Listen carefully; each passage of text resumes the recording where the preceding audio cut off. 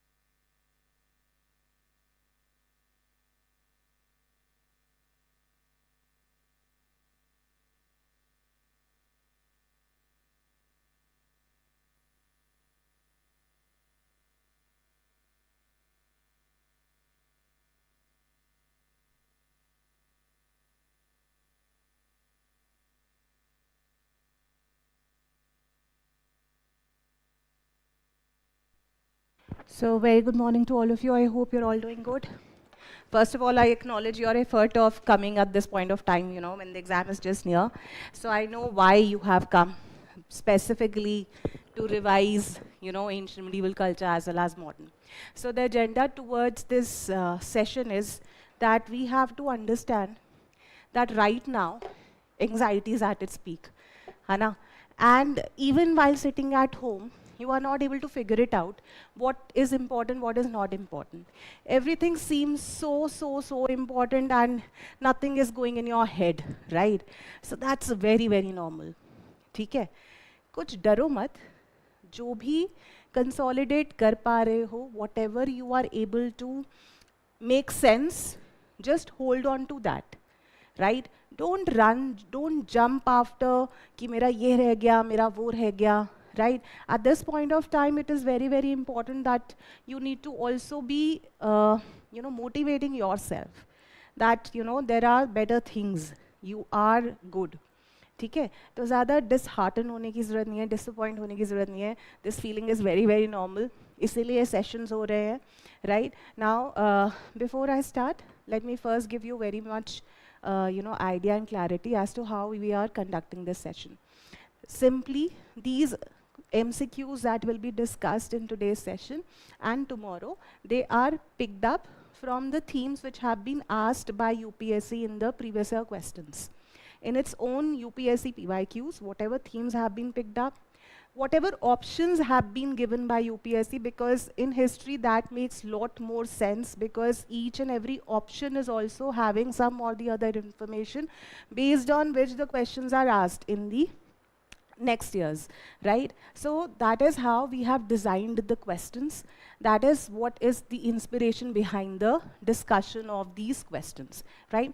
So today I will be taking up few questions with respect to culture, few medieval Indian history questions, whichever is syncing with the theme is what I have picked up. There is no separate category कि आज मैं ancient करवाऊंगी medieval or culture and tomorrow modern. Not like that.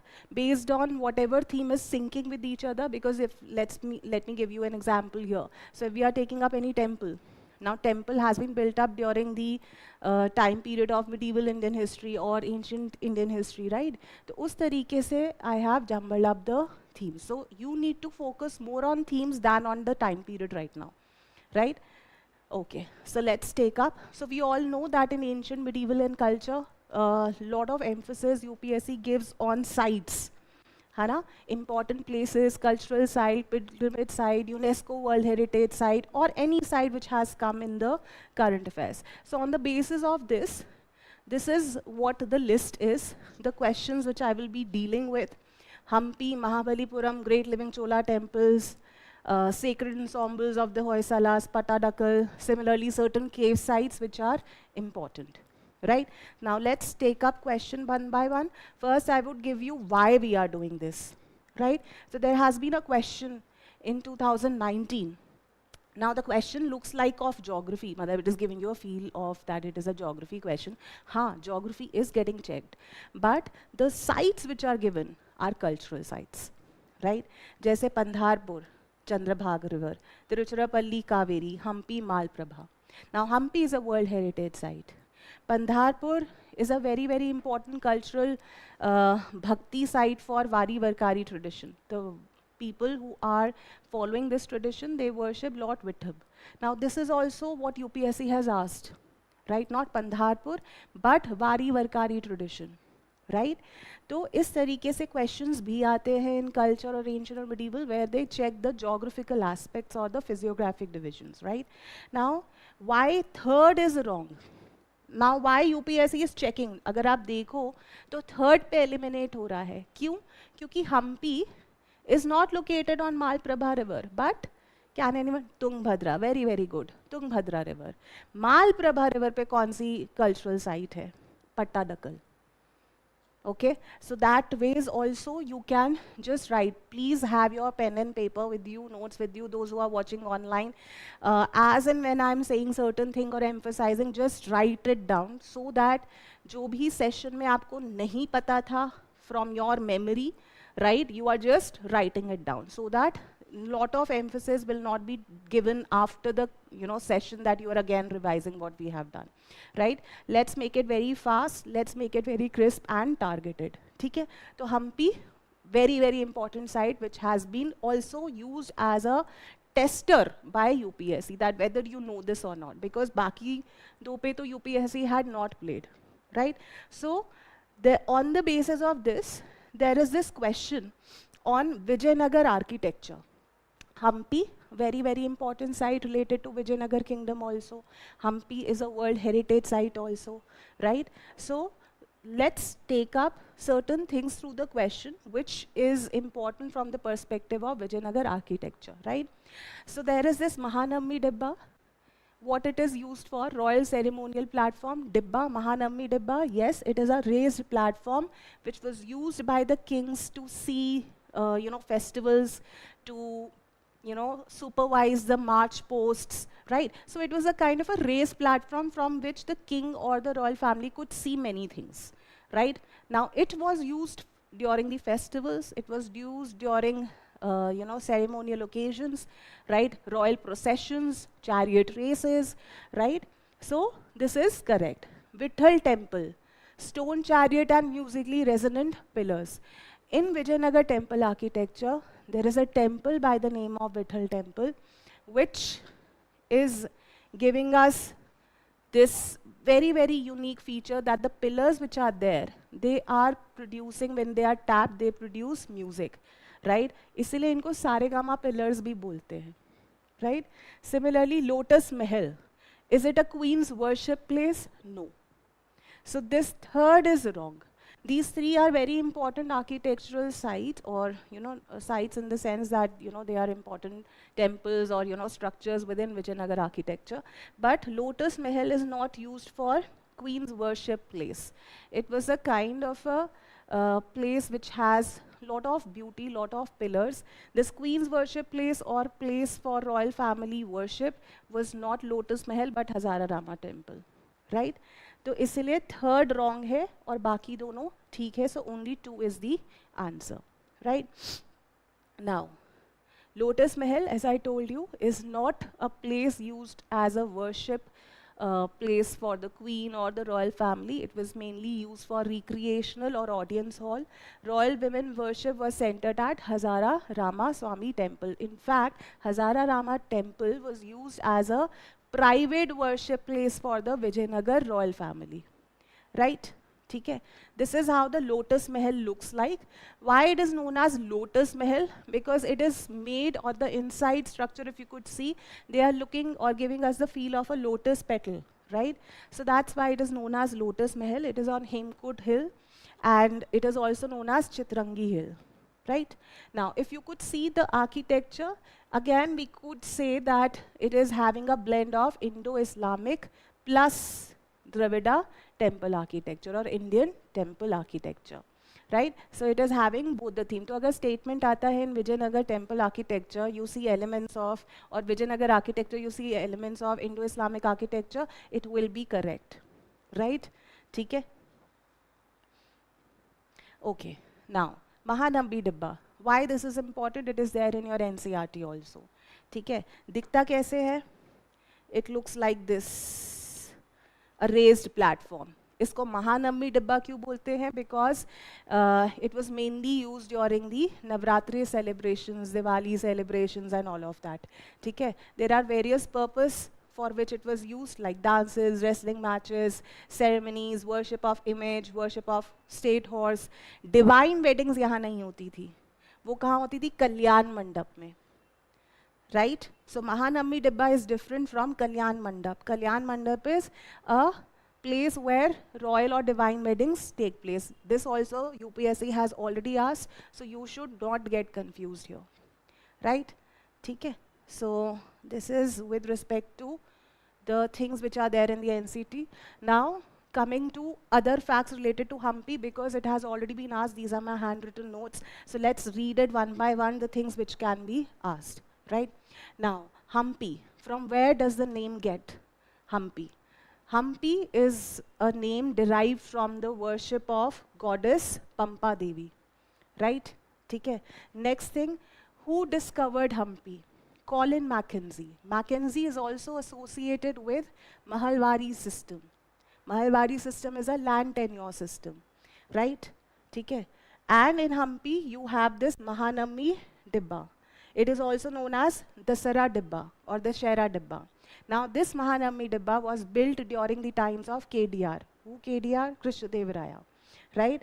So, this is important, right? Now, which are the famous temples of Hampi? Now, Hampi as a city has been given World Heritage Site status, right?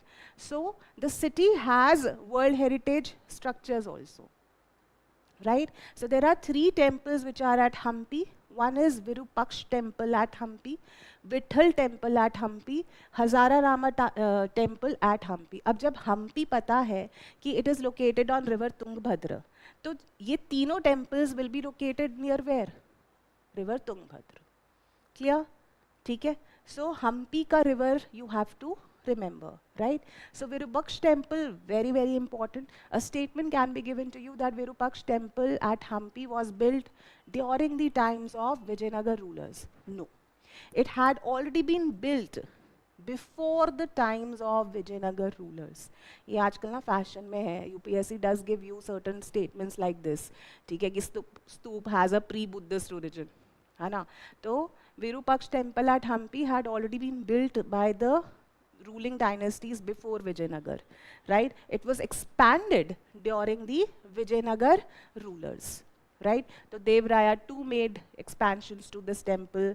KDR also made expansions to this temple. Whereas if you can see here, KDR, Krishnadevaraya, was considered the chief patron of this temple. Why? Because there is this very important central pillared hall, mandap, which was built during the times of Krishnadevaraya, and in fact, specifically Krishnadevaraya built it to mark his starting of his rule in the Vijayanagara dynasty. ठीक है? Right? अब विजयनगर कर रहे हो, Krishnadevaraya कर रहे हो, so obviously Portuguese governors were also contemporary to him, right? Which Portuguese governor he gave him help to take Goa from Bijapuri Sultanate? Alfonso de Albuquerque. ठीक है? He helped Alfonso de Albuquerque to get hold of Goa from the Bijapuri Sultan, right? Before Albuquerque, who was the Portuguese governor? Almeida, Francisco de Almeida. Very nice. ठीक है? So now in this Virupaksh temple, an annual chariot festival is also held. Right? Next, Vitthal temple. Vitthal temple, as the name suggests, is dedicated to the worship of Lord Vitthal, that is Vishnu. Now, very important highlight of this temple is the stone chariot structure. Right? I'll show you that also. Next, very, very important Vitthal temple is known for, as I have already mentioned through the question, Saregamapa pillars, musical pillars. Right? Now, this Vitthal temple was built under Devaraya II. अब यहीं पर trap होगा. कृष्णदेवराया के time पे नहीं, Devaraya II के time पे Vitthal temple was built. Similarly, when you talk about Virupaksh temple was built before the Vijayanagara rulers had already started their rule, right? Next, Hazara Rama temple. Why it is known as Hazara Rama temple? Because of the 1,000 Ram or Ramayan panels which are there in the temple, sculptural marvel, right? ठीक है? Now this temple is also known as Ramchandra temple, right? Next, this temple, as I have already told you, is also used by the royal family of Vijayanagara as their private worship place, right? It is dedicated to Lord Ram. Now this was built during the times of Devaraya I. तो Hazara Rama temple, Devaraya I, Vitthal temple, Devaraya II, दोनों ही KDR के time पे बने नहीं हैं, but KDR had patronized these temples. So you can write like this only. In respect to these 3 temples, no temple first has been built during the time of KDR. KDR का chief contribution has been in Virupaksh temple Hampi, where when he started to rule, he made this central pillared hall, mandap, at Virupaksha temple to mark his starting of the rule. Right? Now this was used as a headquarter also. Right? So Vitthal temple, Devraya 2, Hazara Rama temple, Devraya 1. ठीक है? Right? Devraya 1, time period 1406 to 1412, Devraya 2, 1419 to 1444, Krishna Devraya 1509 to 1530. Now, in both Devraya 1 and Devraya 2, Portuguese have not yet entered India via Cape of Good Hope, right? Devraya 1 is known for, again, construction of canal at Tungbhadra river, right? Okay. So this is how the temples look like. This is Hazara Rama temple. These are the panels on which Ramayana has been depicted. Virupaksha temple, Hampi, is known for pillars as well as mandaps. These are yali figures, horse ke, yali figures. ठीक है? Vijay Vitthal temple, these are the musical pillars. एक बड़ा pillar होता है और फिर 7 pillars ऐसे tap करोगे तो music आता है. Right? Now, apart from this, there are certain key words which are associated with Vijayanagara temple architecture. I don't know how many of you know this, but just very quickly we are going to revise it. So, we have already done Mahanavami Dibba. It is part of Vijayanagara architecture, right? UPSC has already asked Kalyan Mandap, which is a hall used for divine weddings, right? Now, another important aspect of Vijayanagara architecture is that it is known for having Amman shrines. What are Amman shrines? Amman shrines are those shrines that are dedicated to the consort of the male presiding deity, matlab wife of the main presiding deity, right? तो ये wife को dedicated होते हैं, consort of male presiding deity को, right? ठीक है? और क्या है विजयनगर आर्किटेक्चर में? Pillared halls, very very important, right? Musical pillar temple कौन सा है?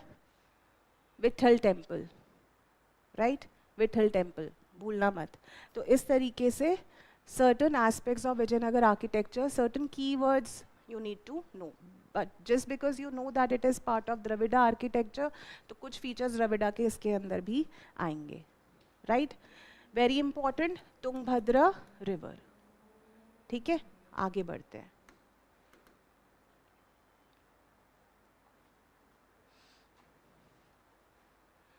Okay. Next, PYQ theme is Chalukyas or Pattadakal. Now, Pattadakal is a very very important place, right? Pattadakal is on river banks of Malprabha. मैंने जैसे बोला Hampi, Tungbhadra, Pattadakal, Malprabha. Why have we picked up this theme? Firstly, the Pattadakal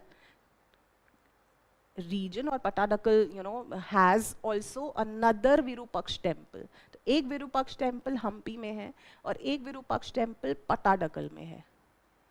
तो Virupaksha temple at Hampi is associated with Vijayanagar, but Virupaksha temple at Pattadakal is associated with Chalukyas. So if this differentiation is clear, we are moving ahead, right? Next. In 2023, UPSC had asked on Vijayanagar rulers, right? वहाँ पर क्या दिया हुआ है? Virupaksha, right? फिर that's why we thought that we should make a question on Virupaksha, because Virupaksha is a temple also, right? So Virupaksha temple at Pattadakal is different from Virupaksha temple at Hampi. Now what is the question saying? The temples at Pattadakal exhibit features of both Nagara and Dravida. Now if you associate Pattadakal Virupaksha temple with Chalukyas, and Chalukyas are associated with Vesara temple architecture, अगर ये पता है तो this is right. है ना? Because Chalukyan temples have patronized what kind of temple architecture? Vesara. What is Vesara temple architecture? A blend of Nagara and Dravida, right? So first is right. Second, Virupaksh temple at Pattadakal was built by Queen Lok Mahadevi to commemorate her husband's victory over the Cholas. अब होता क्या है when you are in the examination mode and when you are actually reading the question, I am just telling you where you go wrong, right? You get overwhelmed or anxious कि यार ये तो मेरे को पता नहीं और यहीं पर आप छोड़ देते हो, you give up here, ठीक है? But if you read the whole thing and apply your mind, Chalukyas और चोलास, तो चालुक्यास पहले आए थे या इंपीरियल चोलास? चालुक्यास. तो चालुक्यास का कोई झगड़ा नहीं था चोला से, राइट? चालुक्यास और पल्लव्स का कॉन्फ्लिक्ट होता था. इंपीरियल चोलास के साथ चालुक्यास का कॉन्फ्लिक्ट नहीं होता था. चालुक्यास ऑफ बदामी का कॉन्फ्लिक्ट नहीं होता था, right? So this idea of timeline is what this statement is checking. So please be very clear when you are in the examination hall also, you are just brainstorming your mind like this. Certain dynasties and their contemporaries and the conflicts which they had with the ruling dynasties should be very clear. तो इसीलिए चालुक्यास और पल्लव्स का conflict is very very important. In fact, Chalukyas of Badami का कोई मुझे बताओ, very very important ruler which comes to your mind? Pulakeshin II. Very good. Now Pulakeshin II had stopped the southward campaign or expansion of Harsha, right? And that battle was known as Battle of Narmada. है ना? तो Harsha, Chalukyas, Pallavs were contemporary, right? ठीक है? तो second is wrong, one is right. On the grounds that this Pattadakal was not built to commemorate the husband's victory over the Cholas but Pallavs. ठीक है? So this is wrong. One is right. Now, let me first tell you the difference between Virupaksh temple at Hampi and Virupaksh temple at Pattadakal. ठीक है? अब now because Hampi is a World Heritage Site, तो Virupaksh temple at Hampi is also a World Heritage Site. Now just because Pattadakal temple complex is also a World Heritage Site, तो Pattadakal में जितने भी temples हैं, they are World Heritage Site of UNESCO. So that means both Virupaksh temple at Hampi, because Hampi as a city is World Heritage Site, and Virupaksh temple at Pattadakal on the basis of Pattadakal temple complex is a World Heritage Site. अब अगर UPSC ने बहुत ही fine fact पूछा, so they can just test you here. Now, if you see clearly, Pattadakal temple complex is a World Heritage Site, and here Hampi is a World Heritage Site. Right? Now, this Virupaksh temple at Hampi is associated with Vijayanagara rulers. This is associated with Chalukyas of Badami. The main patron or the one who has, given this instruction to build this temple was Queen Lok Mahadevi. Why? To commemorate the victory of her husband over the Pallavs. Vikramaditya II's victory over Pallavs. Right? Originally, this Virupaksh temple at Pattadakal was known as Lokeshwar temple. In fact, Virupaksh temple at Pattadakal was so grand that even the Cholas visited this temple to take the inspiration. Right? So this is also what you can know.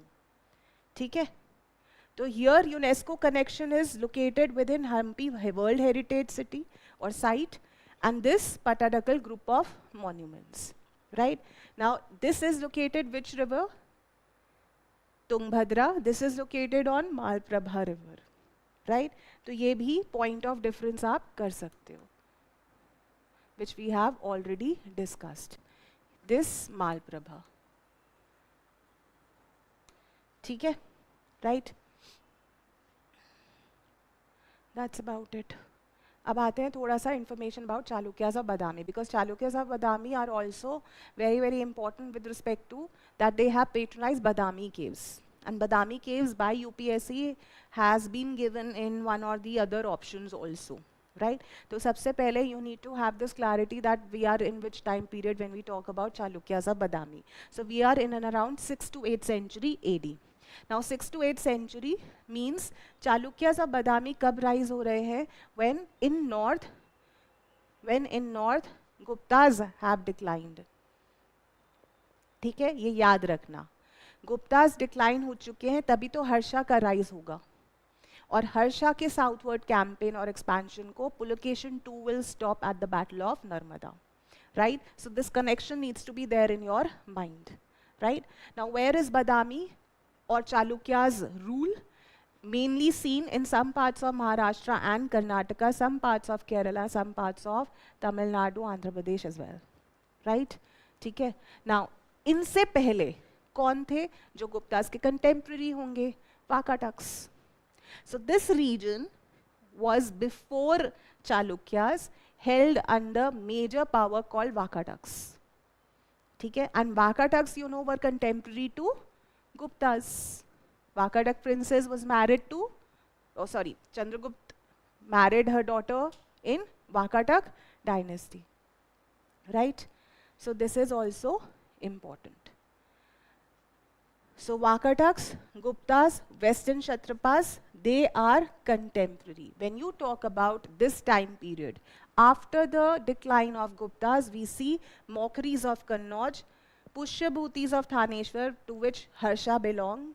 Then there are later Guptas or Magad Guptas. Then there are Maitrikas of Vallabhi. Gujarat में मैत्रिका dynasty थी. और डेक्कन में चालुक्यास. चालुक्यास के बाद कौन आएगा? राष्ट्रकूट. चालुक्यास के बाद राष्ट्रकूट आएंगे, राइट? यहाँ पर चालुक्यास और पल्लव्स का कॉन्फ्लिक्ट हो रहा है, चोलास का नहीं, राइट? ठीक है.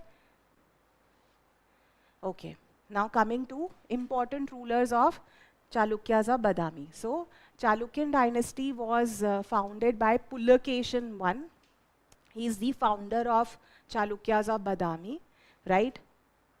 Most important achievement was that during his time, the cave excavations at Badami had started. अब कोई भी ruler cave excavation just start करेगा तो एकदम से तो structure बनेगा नहीं, right? So all the beautification will be done by the later rulers of Chalukyas of Badami.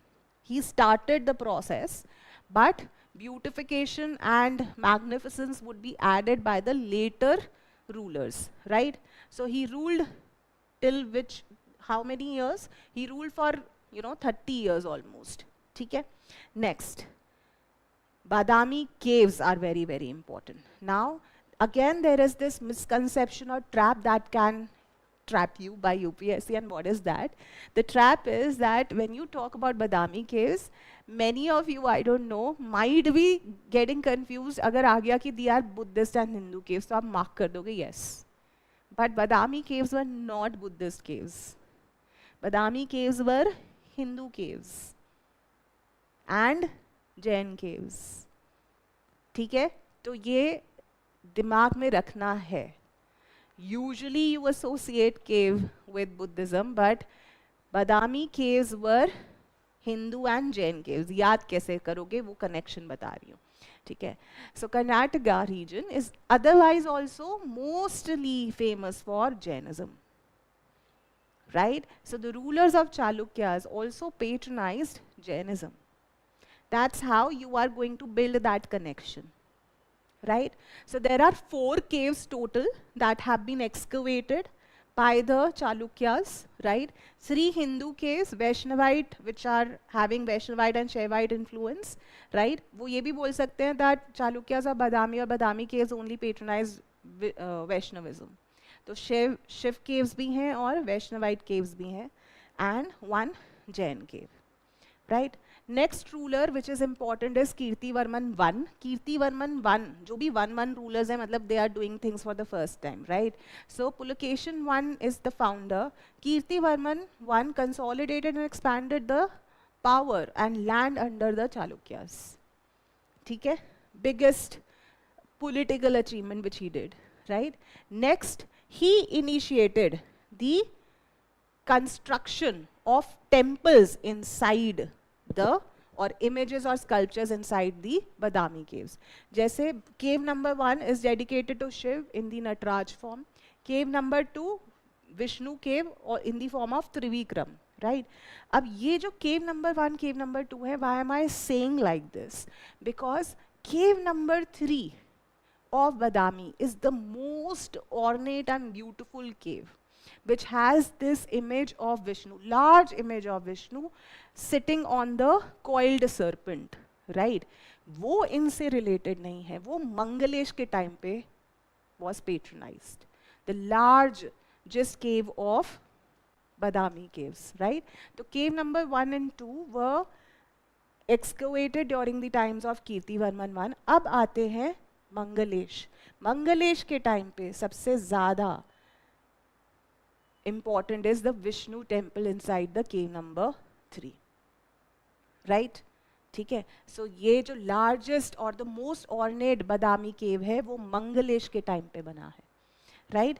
3 rulers' names are important. One being the founder. कौन है? Pulakeshin 1. Then Kirtivarman I, cave 1 and 2. Then Mangalesh, cave number 3, which is the largest cave, Vishnu cave, right? Here Vishnu is sitting on a coiled serpent. ठीक है, right? Okay. Now Pulakeshin II, very strong ruler of Chalukyas of Badami, who will stop Harsha's influence or campaign in the south. Pulakeshin II, time period 610 to 642 CE, right? Another very important is because he stopped this southward campaign of Harsha, इसीलिए Pulakeshin II को दक्षिणा पथेश्वर बोलते हैं, Lord of the South. Because Harsha was considered a very strong ruler in the north and he stopped his campaign, that's why he's known as Lord of the South, right? Now, during his time, Huensang also visited the court. Huensang visited Harsha ka court also. Huensang visited his court also because both of them were contemporary to each other also. है ना? ठीक है? So this is important. He even sent an embassy to the Persian or the Iranian king, right? There are different conflicts, Chalukya Pallava conflict. 4 battles or 4 rounds are very important. Pulakeshin II had also defeated Mahendravarman I. Who's Mahendravarman I? Pallav king, right? Kis battle mein? Battle of Pulalur, right? So this is important. Pulakeshin II के time पे ही his brother was made the ruler of Chalukyas of Vengi, right? अब Chalukyas की 2 branches Pulakeshin II के बाद देखी जाती है. One is Chalukyas of Badami and the other one is Chalukyas of Vengi in Andhra, right? So when Pulakeshin II annexed Vengi, then the foundations were laid down of Chalukyas of Vengi, right? Very important. Ahol inscription was compiled or composed by poet Ravi Kirti during the times of Pulakeshin II. ठीक है? Pulakeshin II के time पे Ahol inscription was composed by Ravi Kirti. Ravi Kirti court poet of Pulakeshin II. अब मेरा question ये है, what if they ask you, Ahol inscription कहाँ पर है? Which temple is Ahol inscription found? That is Meguti Jain temple. वो बोल देंगे बदामी caves में है, तो गलत हो जाएगा. I know there are these facts which you don't know or probably have never come across. That's why I'm telling you, because again Ahol inscription is very important, right? ठीक है? So this is very important. And what is the contribution of Ravi Kirti? Ahol inscription. Ravi Kirti is a court poet and he's also compared to the stature of Kalidas and Bharavi. Stature of Kalidas and Bharavi. Huensang इनके time पे आया था, right? So these are few things which you can write and note. As I told you, Ahol inscription where Meguti Jain temple, Karnataka, right? Who has authored it? Ravi Kirti has authored it. Now what does that mention? Now here Ahol inscription में it has been mentioned the defeat of Harsha by Pulakeshin II. अब Pulakeshin II अपने बारे में तो लिखवाएगा ना, है ना? तो where will this be mentioned? Ahol inscription, right? Next, Vikramaditya I, right? Mostly here we have to see the contribution of Vikramaditya I, the Chalukyan ruler, by recapturing Badami and Kanchi. So Badami was sacked earlier by the Pallav rulers. So this Vikramaditya I recaptured from the Pallavs, right? Now he's been given what title? Rajamalla. Malla is associated with the term wrestler and usually associated with Pallav rulers, right? ठीक है, जैसे Mammalapuram, तो Mammala, है ना? तो Vikramaditya I has been given this title Rajamalla. Why? Because he defeated the Pallavs. He wrestled against the Pallavs, that's why he is known as Rajamalla. He drove out the Pallavs from the Badami and recaptured the Badami capital, right? ठीक है? So this is also important. Now these are the Pallav-Chalukya conflict matrix. So there have been 4 rounds in which the Chalukyas and Pallavs have fought. तो ये आप revise कर सकते हो. हालांकि UPSC had not asked like this, but you should know that mainly there has been a Chalukyan Pallav conflict. So that means they were contemporary to each other. पहला जो round था वो Pulakeshin II और Mahendravarman के बीच में हुआ. So who defeated whom? Pulakeshin II defeated Mahendravarman, right? तो Mahendravarman का बदला लेगा ना Pallav ruler. Next Pallav ruler Narsimhavarman I defeats Pulakeshin II. ठीक है? And here Narsimhavarman I kills Pulakeshin II, a great ruler. ठीक है? अब Pulakeshin II मर गया तो उसका विक्रमादित्य ने बदला लिया, right? So Vikramaditya drove Pallavs out from the Badami, right? And last Vikramaditya II versus Nandivarman II. Now Vikramaditya II invaded Kanchi many times, but he did not sack or he did not destroy Kailashnath temple, right? So इस तरीके के आप अपने short notes बना सकते हो through this. ठीक है? Okay. Next, Vikramaditya II. Very, very important. Why? Because he has patronized Pattadakal temple complex. Vikramaditya II, one of the last great Badami Chalukyan ruler. Mainly, he is to be associated with patronizing cultural complexes. Like, he patronized Pattadakal temple complex. Virupaksh temple Pattadakal, again, very, very important under him. Papanath temple at Pattadakal, very, very important, right? Now, his court language was Kannada. ठीक है? तो आप ये कर सकते हो, he is considered to be the last great Badami Chalukyan ruler who has also defeated Nandivarman II and has patronized lot of temples, right? Kirtivarman II, last ruler of Chalukyas of Badami. इसके बाद कौन आते हैं? Rashtrakuta, right? Who's the last ruler? Kirtivarman II, right? Bas. So we have revised broadly Chalukyas of Badami, right? So if someone asks you Chalukyas of Badami, 6th to 8th century. Important rulers, हाँ आपको idea है. Chalukyan Pallav conflict हुआ था. The temples and the caves. That's it. ठीक है? Next, let's take up another theme which is to do with Krishna Dev Raya. Right? हमने Vijayanagar architecture किया. Vijayanagar architecture से we jumped to Virupaksh temple at Pattadakal. Reason being Virupaksh temple at Hampi we did. Right? So we are taking the same theme forward of Vijayanagar. That is Krishna Dev Raya. Right? Why? Because Krishna Dev Raya, if you could see, has been asked several times either in the option or in the question. Right? जैसे अगर हम देखें, this question is although pertaining to Ashok, but has Krishna Dev Raya as a distractor. Similarly, there has been a question on Vijayanagar taxation system under Krishnadevaraya, right?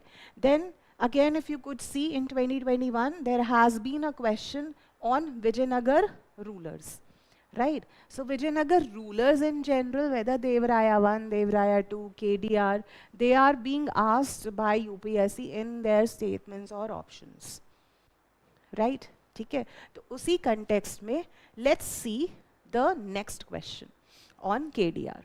He belongs to Tuluv dynasty of Vijayanagar. He authored Telugu literary work Amukta Malyada. He defeated the Sultan of Golconda at the Battle of Raichur in 1520. Now, why this statement is wrong? Because he did not defeat the Sultan of Golconda, but Bijapur, right? At the Battle of Raichur in 1520. So third eliminate होकर ये दोनों statements true हैं.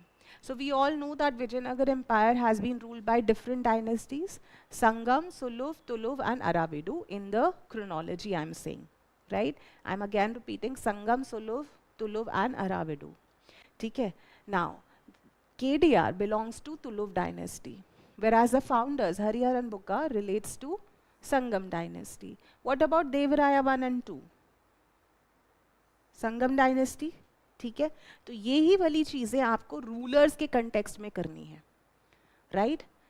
ठीक है? So this is a snapshot, a quick glimpse of Vijayanagar kingdom. So it was founded in 1336 by Harihar and Bukka. Capital was Vijayanagar, Hampi on the banks of river Tungbhadra, right? Who were they earlier? They were serving as the feudatories under Kakatiyas, right? ठीक है? Next, Sangama, Saluva, Tuluva, Aravidu dynasty. Sangama dynasty में आपके Harihara and Bukka important rulers हैं और Devaraya 1, Devaraya 2. Saluva dynasty में Saluva Narasimha. Tuluva dynasty में KDR, right? Aravidu में Tirumala, right? Now coming to Devaraya 1 and देवराया 2.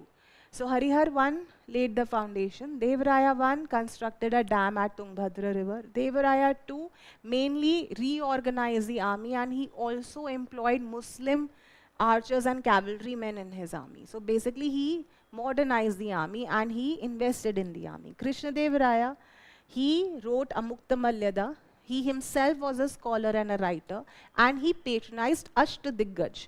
Who are Ashtadiggaj? Ashtadiggaj are 8 court scholars who were part of Vijayanagar court. So he patronized literature through them, right?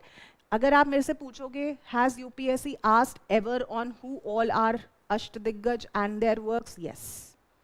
तो आपको ये revise करना है. There has been a question long back time where they had given in pair 3 Ashtadiggaj name and their works, right? तो अष्टदिग्गज कौन कौन से हैं वो आठों के आठों. if you want to you can remember because there has been a question, right? Now Vijayanagar Empire had seen lot of travelers. KDR himself has seen the visit of Domingo Pais and Yunis, right? ठीक है, तो जो travelers आए हैं उनको भी आपको revise करना है. Now what kind of administration was Vijayanagar having? So there is this Nayakar system or Nayankara system, where the empire was divided under Nayakships. Who are Nayaks? Nayaks were military commanders or military generals. उनको उन्होंने lands दे दिए थे to administer, right? A kind of Ikta system which existed in Vijayanagar times, right? Then there is another aspect to administration that is known as Ayagar system. Ayagar local level पे committees के through कैसे administration होता था. तो अयगर क्या है? Village level पे, local level पे administration through committees. What is Nayakar system? Administration through military generals और नायक्स, राइट? ठीक है. लिटरेचर में, as I have already told you, you have to revise the works of Krishnadevaraya and the Ashtadiggaj and their works, right? Art and architecture में we have already done the temples, right? Military, we already know they might be having many strong things in military, but one thing which you need to know is that they also imported horses from Arabia, right? ठीक है. So this is one thing. Next, Battle of Talikot is very, very important. It is also known as Battle of Rakshas Tangadi. 1565 में it was fought between Vijayanagar and Deccan Sultanate. Now the question would be that which Deccan Sultanate was not part of Battle of Talikot? So Bijapur is there, Golconda is there, Ahmednagar is there, Bidar is there. Birar नहीं है क्योंकि वो बेकार थी, इसलिए it did not take part in Battle of Talikot. ऐसे learn करना है if you want to. ठीक है? Okay. So this is the region. Krishna Tungbhadra river is considered very, very important boundary to the Vijayanagar region or territory at that point of time. Right? So we are talking about 14th to 17th century. They had ruled almost 300 years. तो अगर 300 years तक कोई rule कर रहा है, so obviously they'll contribute in many things. ठीक है? Right? अमरा नायका हमने कर लिया है. अयागर मैंने आपको समझा दिया है that at village or a local level, administration done by committees or the functionaries. That is known as Ayagar system. Then there are certain terms, lands which are important, जैसे अमरम और भंडारवाड़ा. ये कौन से lands हैं? These are lands which are given to Amara Nayakas or the Nayaks. Then there is this land word Manyas under Vijayanagar. Manyas were those lands which were given to temples as tax-free lands. ठीक है? Right? So that's about it. Two works written by KDR, Amukta Malyada and Jambavati Kalyanam. Right? अब ये rulers की list है, आप देख सकते हो, but just I want to tell you how you have to use it. यहाँ पर Harihar and Bukka are important, देवराया 1 and देवराया 2 are important. विरूपक्ष एक आया था ruler का नाम in the question. You should know that he belongs to Sangam dynasty, time period 1465 to 1485. Right? Next, Suluv में you have Narasimha Raya 2 very very important. Why? अगर आप 2 का time period देखो, 1498 is the year when Portuguese enters in Calicut. Right? तो अगर वो आपसे पूछे that when the Portuguese explorer Vasco da Gama reached India at Calicut, which Vijayanagar dynasty was ruling or which ruler was ruling? It is Narasimha Raya II. ठीक है? Right? Next, Tuluv dynasty में KDR is very very important. Even Achyutadev Raya is also important. Right? फिर battle of तलीकोट important हो जाता है. तो अगर हम बैटल ऑफ तलीकोट देखें, there are 2 names given. One Aliya Rama Raya and Tirumala देवा राया. तो अलैया रामा राया was the one who has been part of battle of Talikot, Rakshas Tangadi. ठीक है? This has already been asked by UPSC. देवराया 1, देखो उसमें विरूपक्ष दिया हुआ है ना? So these are important information. ये आप देख सकते हो बाद में अगर आपको revise करना है. ठीक है? Maximum whatever important information was there, I have already given you. Travelers आपको पता होने चाहिए, those who have visited Vijayanagar times. ठीक है?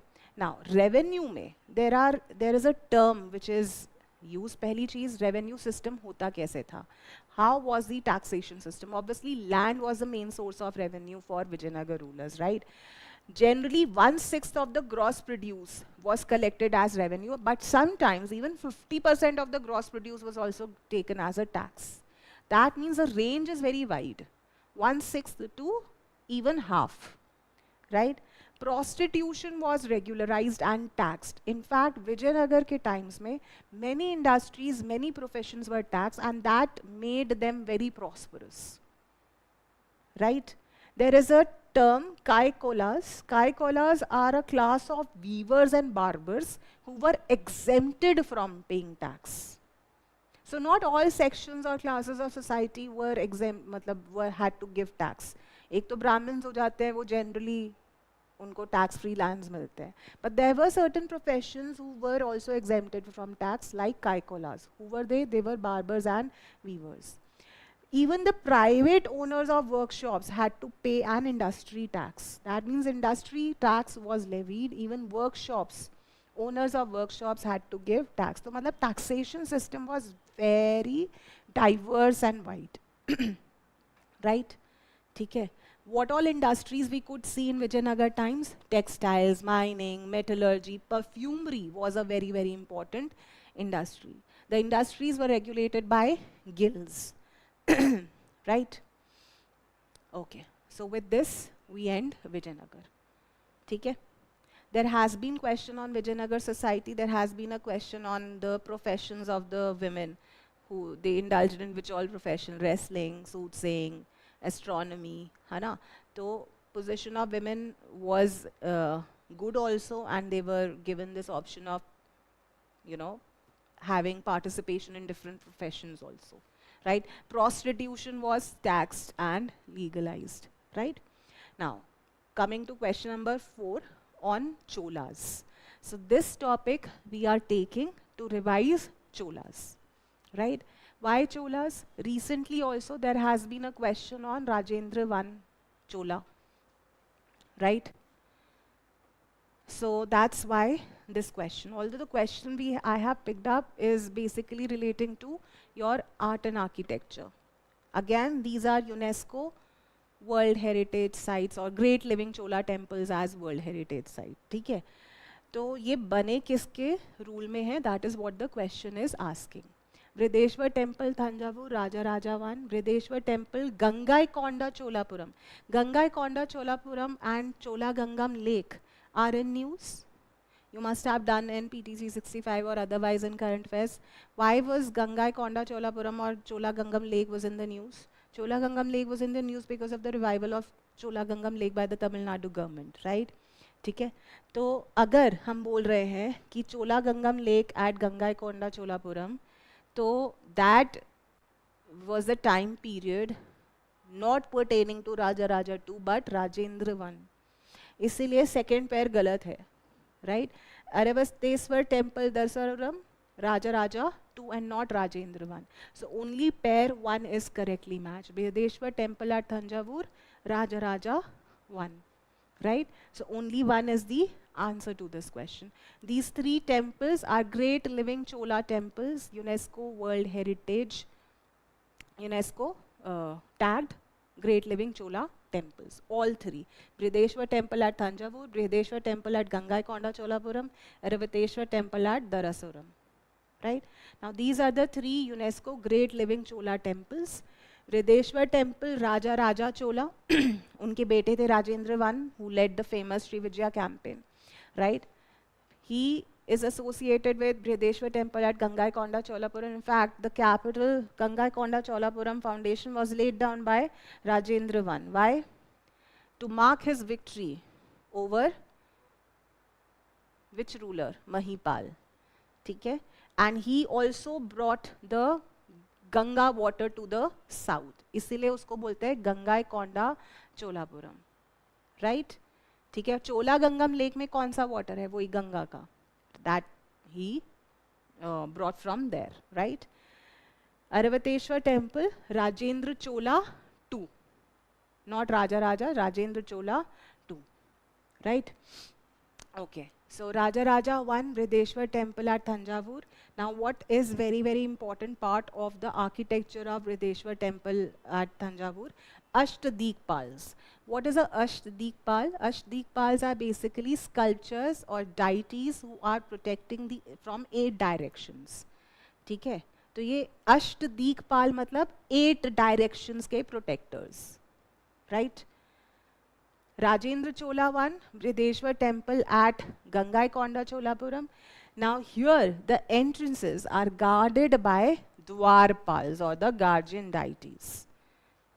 ठीक है? Aravateshwar Temple at Darsaram. It is a Shiva temple built during the times of Rajendra Chola II, 12th century AD. This is 11th century AD. This is 10th to 11th century AD. ठीक है? Almost 100 years का फर्क है in this Aravateshwar temple and Brideshwar temple at Gangaikonda, Cholapuram. ठीक है? This is how the Brideshwar temple at Gangaikonda, Cholapuram looks.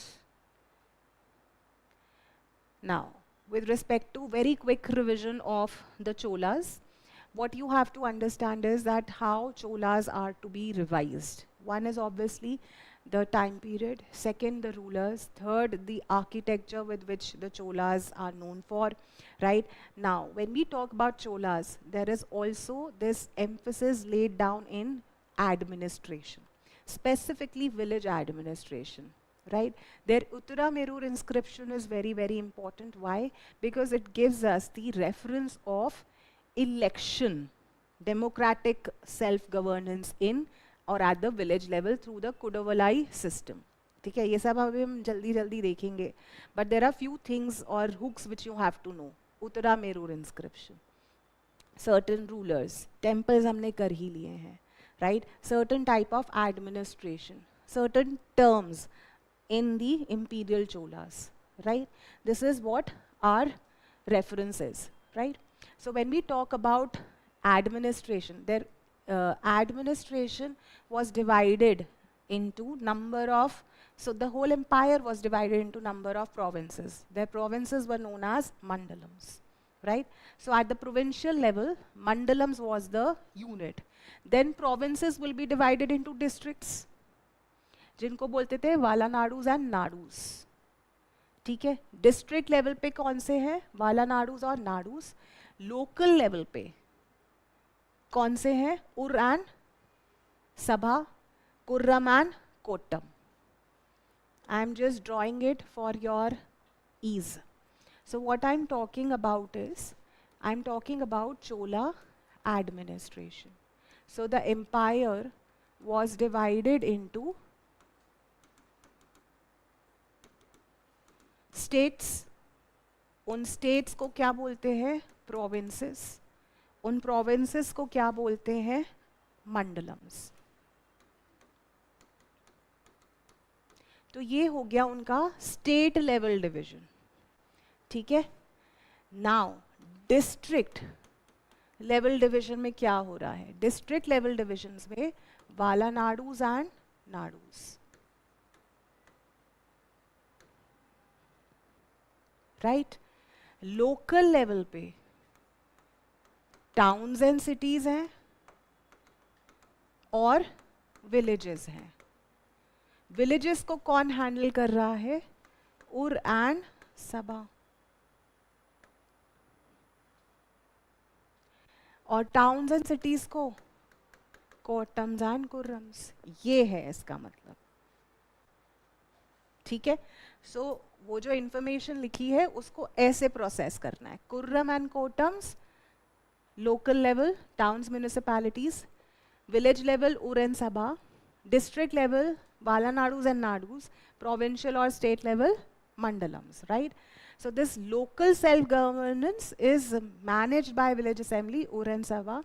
They had this Kudavolai system. वो हम देखेंगे जब हम उत्तरा मेरूर इंस्क्रिप्शन देखेंगे. So it was a kind of a pot जहाँ पर सबके नाम होते थे और एक छोटा सा बच्चा आता था. A small boy used to pick the ticket or the slip, right? So this is the democratic way of selecting the member. Kodavalai system. Taxation system में फोर्स्ड लेबर को बोलते थे वेटी. गुप्ता के टाइम पे इसी को विष्टी बोलते थे. चोलास के टाइम पे Vetti, forced labour. Land revenue term is Kadamai. Right?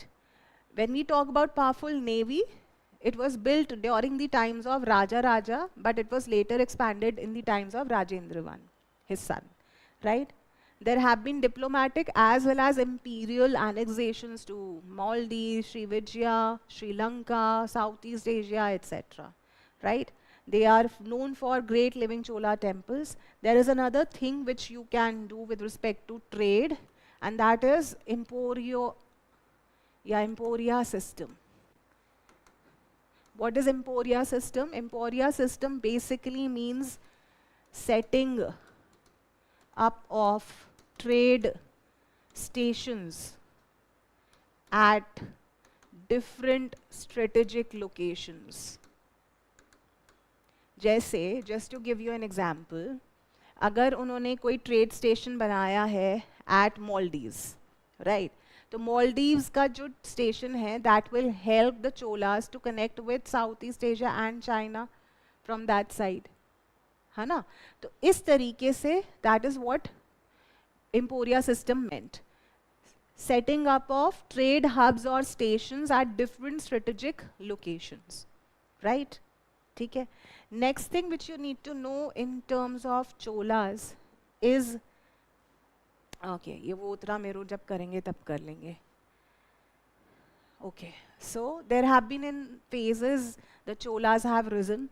So the founder is Vijayalaya. Vijayalaya defeated whom? He defeated Muttarayyar. Muttarayar कौन था? They had been feudatories of Pallava. ठीक है. Muttarayar dynasty was ruling a small region in Thanjavur. ठीक है. तो यही region Vijayalaya ने conquer किया, right. Then imperial zenith or the peak of cholas was seen during the times of the father son Deo, Raja Raja I and Rajendra I, right. Consolidate किसने किया? कुलुटोंग 1 तक ये चला, बट कुलुटोंग 1 से चालुक्य चोला लाइन शुरू हो जाती है. Why Chalukya Chola line? Because Kulotunga 1 was a ruler whose mother was a Chalukyan princess, right. तो इसीलिए यहाँ पर चालुक्यन चोला लीनियज शुरू हो जाता है, राइट. डिक्लाइन होता है 13th सेंचुरी में when Pandyas and Hoysalas started to grow in the south and Deccan, right. इसका मतलब Pandyas and Hoysalas will challenge the Imperial Cholas, specifically Imperial तो नहीं, but later Cholas, who will become very, very weak, right? Now, apart from this, Parantak 1 is very, very important. Parantak 1 has been given by UPSC as one of the options or in the question, right? Parantak 1 का time period. Why Parantak 1 is important? His time period 10th century. Right, 907 to 955. He is associated with a battle by the name of Battle of Takkolam. Now, this Battle of Takkolam saw a clash with Rashtrakutas. ठीक है, and he got defeated at the hands of Rashtrakuta. Right, who was the king? Krishna III. तो इसका मतलब परंटक 1 और Krishna 3 contemporary हैं, and this was seen as a first major Chola setback, right.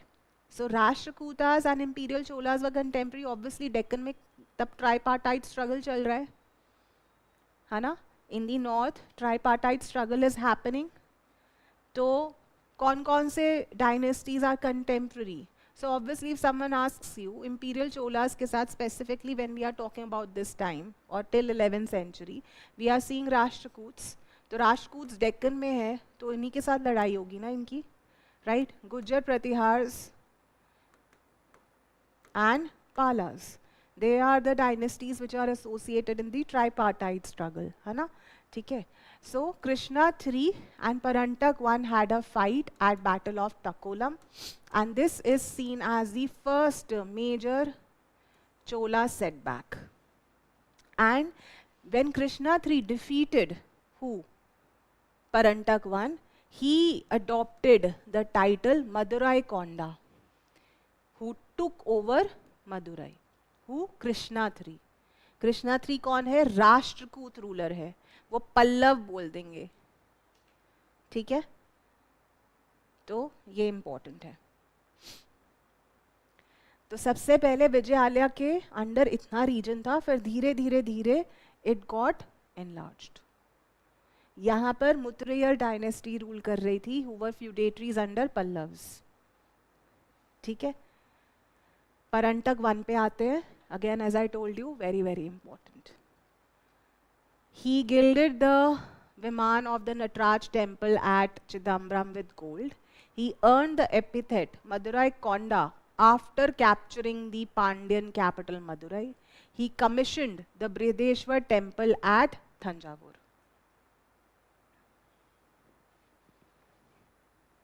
Huh? He earned या who earned? 2 is wrong. Okay. And what about commissioning of Brideshwar temple? Thanjavur. ये भी गलत है, ये भी राजा राजा के टाइम पे ही था, है ना? तो आंसर 1 ओनली होना चाहिए, ऑप्शन में है नहीं. Answer is 1 only. Right? Second is wrong. Third is wrong. Brideshwar temple at Thanjavur, Raja Raja Chola, not Parantak one. Right? So, 1 only is the answer. आते Uttaramerur inscription पे. Uttaramerur. Where is Uttaramerur? Again Tamil Nadu. In a village of Kanchi. मतलब it is a village or at Kanchipuram in Tamil Nadu. Right? Why this is important? This is giving us the first evidence in the South Indian region of village local self-governance, right? Now, again a misconception that the Uttaramerur inscription does not deal with Pallavas. वो ऐसे दे देंगे, जबकि वो गलत हो जाएगा. So, the earliest inscription at Uttaramerur is dedicated to the Pallav ruler Nandivarman II, right? देखो basically हो क्या रहा है? It is like in a region or in a temple, certain inscriptions are engraved, right? So, which dynasty was ruling before them? Pallavas. ठीक है? So, Nandivarman II has also contributed in the Uttaramerur inscription. So, basically what you have to know from examination point of view is that Uttaramerur inscription is also attributed to Pallavas, specifically Nandivarman II. But more it is related to Imperial Cholas. Specifically Parantak one के time पे Uttaramerur inscription was emphasized. Parantak one. ठीक है? Right? Okay. So the most notable inscription originates from the reign of Parantak I. What does it provide for? It provides us the information about the electoral system that was happening in the village level or the local level. इसको बोलते हैं कुडा बोलाई system. Pot ticket. Pot ticket. Kudam, pot, olai, ticket. So a young boy was called and he would pick the names of the members who would be elected. Right? ठीक है.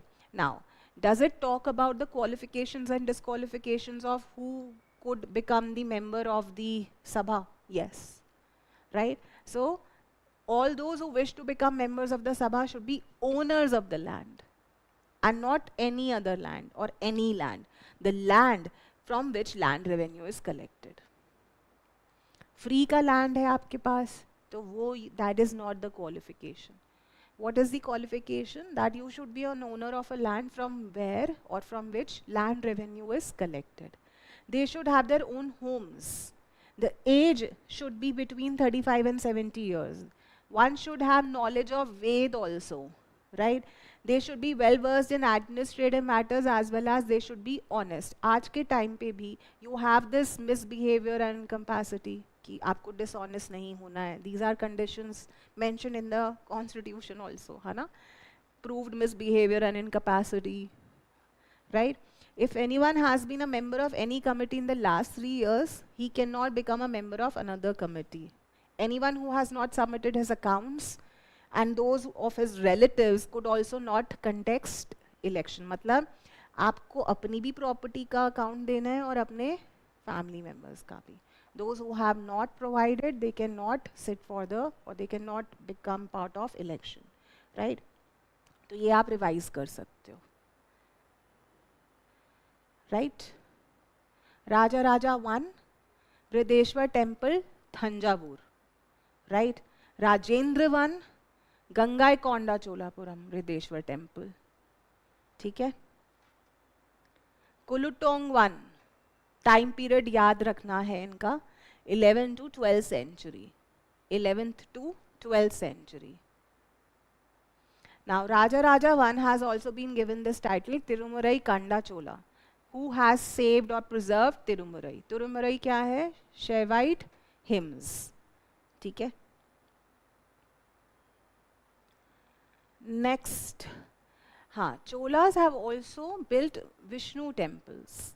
ऐसा नहीं है that they had only patronized Shaivite temples. In fact, Raja I has also donated land to build Vishnu temples, जिनको Vinigrams बोलते थे, or Vinagram, right? This is also very, very important. Chudamani Vihar और Chudamani Monastery at Nagapattinam. इससे क्या link है of Raja Chola? So basically, Sri Vijaya king persuaded or requested Raja I to set up this Chudamani Vihar or monastery at Nagapattinam, which was allowed by Raja Chola. तो ऐसा नहीं है कि Shri Vijaya empire हमेशा से ही hostile रहा है. Rajendra I led a very important maritime campaign at Sri Vijaya, but during his father's time, this Chudamani Vihar was set up or built at the request of Sri Vijaya ruler at Nagapattinam. ठीक है? Buddhist monastery. अब Raja I और Cholas का administration कैसे होता था? As you can see the image, centralized power. King was considered as the fountainhead. In fact, king was given grand titles. In fact, the Chola kings were worshipped also. ठीक है? So there was a very streamlined and efficient governance system. And how? एक तो hereditary monarchy थी. King was the head of the administration. There was this concept of divine kingship. Then how the orders or the royal authority used to disperse the instructions, right? Or anything which they had to convey. So there were verbal commands. उन verbal orders को, अब देखो typist तो होते नहीं थे, है ना? कि वो टाइप कर रहे हैं, अच्छा राजा ने ये बोला ये करवाना है, ये बोला ये करवाना है. तो जो वर्बल ऑर्डर्स होते थे, जिनको बोलते थे तिरुवाक्य केल्वी, उनको रिकॉर्ड किया जाता था, right? Then there was this instant documentation done of those orders, जिसको बोलते थे Tirumandira Orai Nayagam, a specialized person who will document the royal commands. Right? So he was a very official translator बोलो, typist बोलो, जो कि document करेगा. कहाँ पर? palm leaf manuscripts में. Right? Next, फिर उनको permanently record किया जाता था. कहाँ पर? temple walls पे. That gave us information on the rule of Cholas. वो inscriptions ही फिर हमें पता चली, and we got to know that how the administration was done. There were two kinds of officials, higher officials और lower officials. Higher officials को बोलते थे पिरुंदरम और सिरुतनम बोलते थे lower ranking officials को. मतलब एक bureaucracy exist कर रही थी, and administration was carried down by number of officials, right? तो जो सीनियर और हाई रैंकिंग ऑफिशियल्स होते थे उनको पेरुंदरम बोलते थे और लोअर रैंकिंग को Siruntanam. There were financial officers also. Then there is another term which you should know, Piruvalis. Piruvalis कौन होते थे? जो रॉयल, जब किंग जा रहा है, राइट, उसके साथ उसका स्टाफ भी जाता है, जो रिकॉर्ड कर रहा होता है, जो छाता पकड़ रहा होता है, अम्ब्रेला, है ना, the staff, management staff, right, they were known as Piruvalis, right? Now, what about military, navy? A very, very important highlight of the Cholas. So, Cholas had infantry also, matlab foot soldiers. Cholas had cavalry also, matlab soldiers on animals. Elephants was also a very, very important division in the army of Cholas, right? As well as navy. ठीक है, तो elephants उनकी जीत का बहुत बड़ा कारण है. Navy was also one of the most important reason for their might. In fact, it is said, it is recorded how much military strength the Cholas had. So at its peak, they had 1.8 million soldiers, 80,000 cavalry, 60,000 war elephants and 1,000 naval ships. Imagine the might of the Cholas at that point of time. 1,000 naval ships, 60,000 war elephants. ठीक है? So it's considered that they were the most powerful armies of the times, right? These are again terms. अब ये आप सारे तो नहीं learn कर सकते हो, बट एक टर्म है जो मैं आपको बोलूँगी कि you need to know, and that is Padi Magalir. These were women bodyguards who protected and attended to the Chola kings. So there were women bodyguards also inducted by the Cholas in their army, right? जिसको पादी मगलीर बोलते हैं. In fact, Raja Raja Chola I treated females with equal respect and gave them important positions in his army. ठीक है? तो ये term आ सकता है. There is another term which can be asked, and that is Navakandam. Navakandam बोलो, अविबली बोलो, और थुंगु ठलाई कोडुथल बोलो. Navakandam. Navakandam मतलब cutting in 9 parts. So it was a kind of a bali which the heroic soldier used to give before any great battle as a sacrifice to the goddess Durga before war. So it is a practice of a heroic soldier to offer or sacrifice his body by cutting in 9 parts Navakandam before the goddess, just before the war. It's considered as a patriotic act. ठीक है? अविबली, नवाकंडम या थुंगु ठलाई कोडुथल. नवाकंडम से याद रखना 9 parts. बली, अविबली. Right? Emporia system मैंने आपको बता दिए.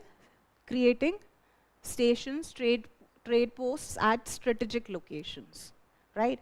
There are 2 merchant guilds also which are important, Ayavol and Manigramam. दोनों में difference क्या है? So you are familiar with the terms Ayavol and Manigramam. They were trade guilds during the times of Cholas.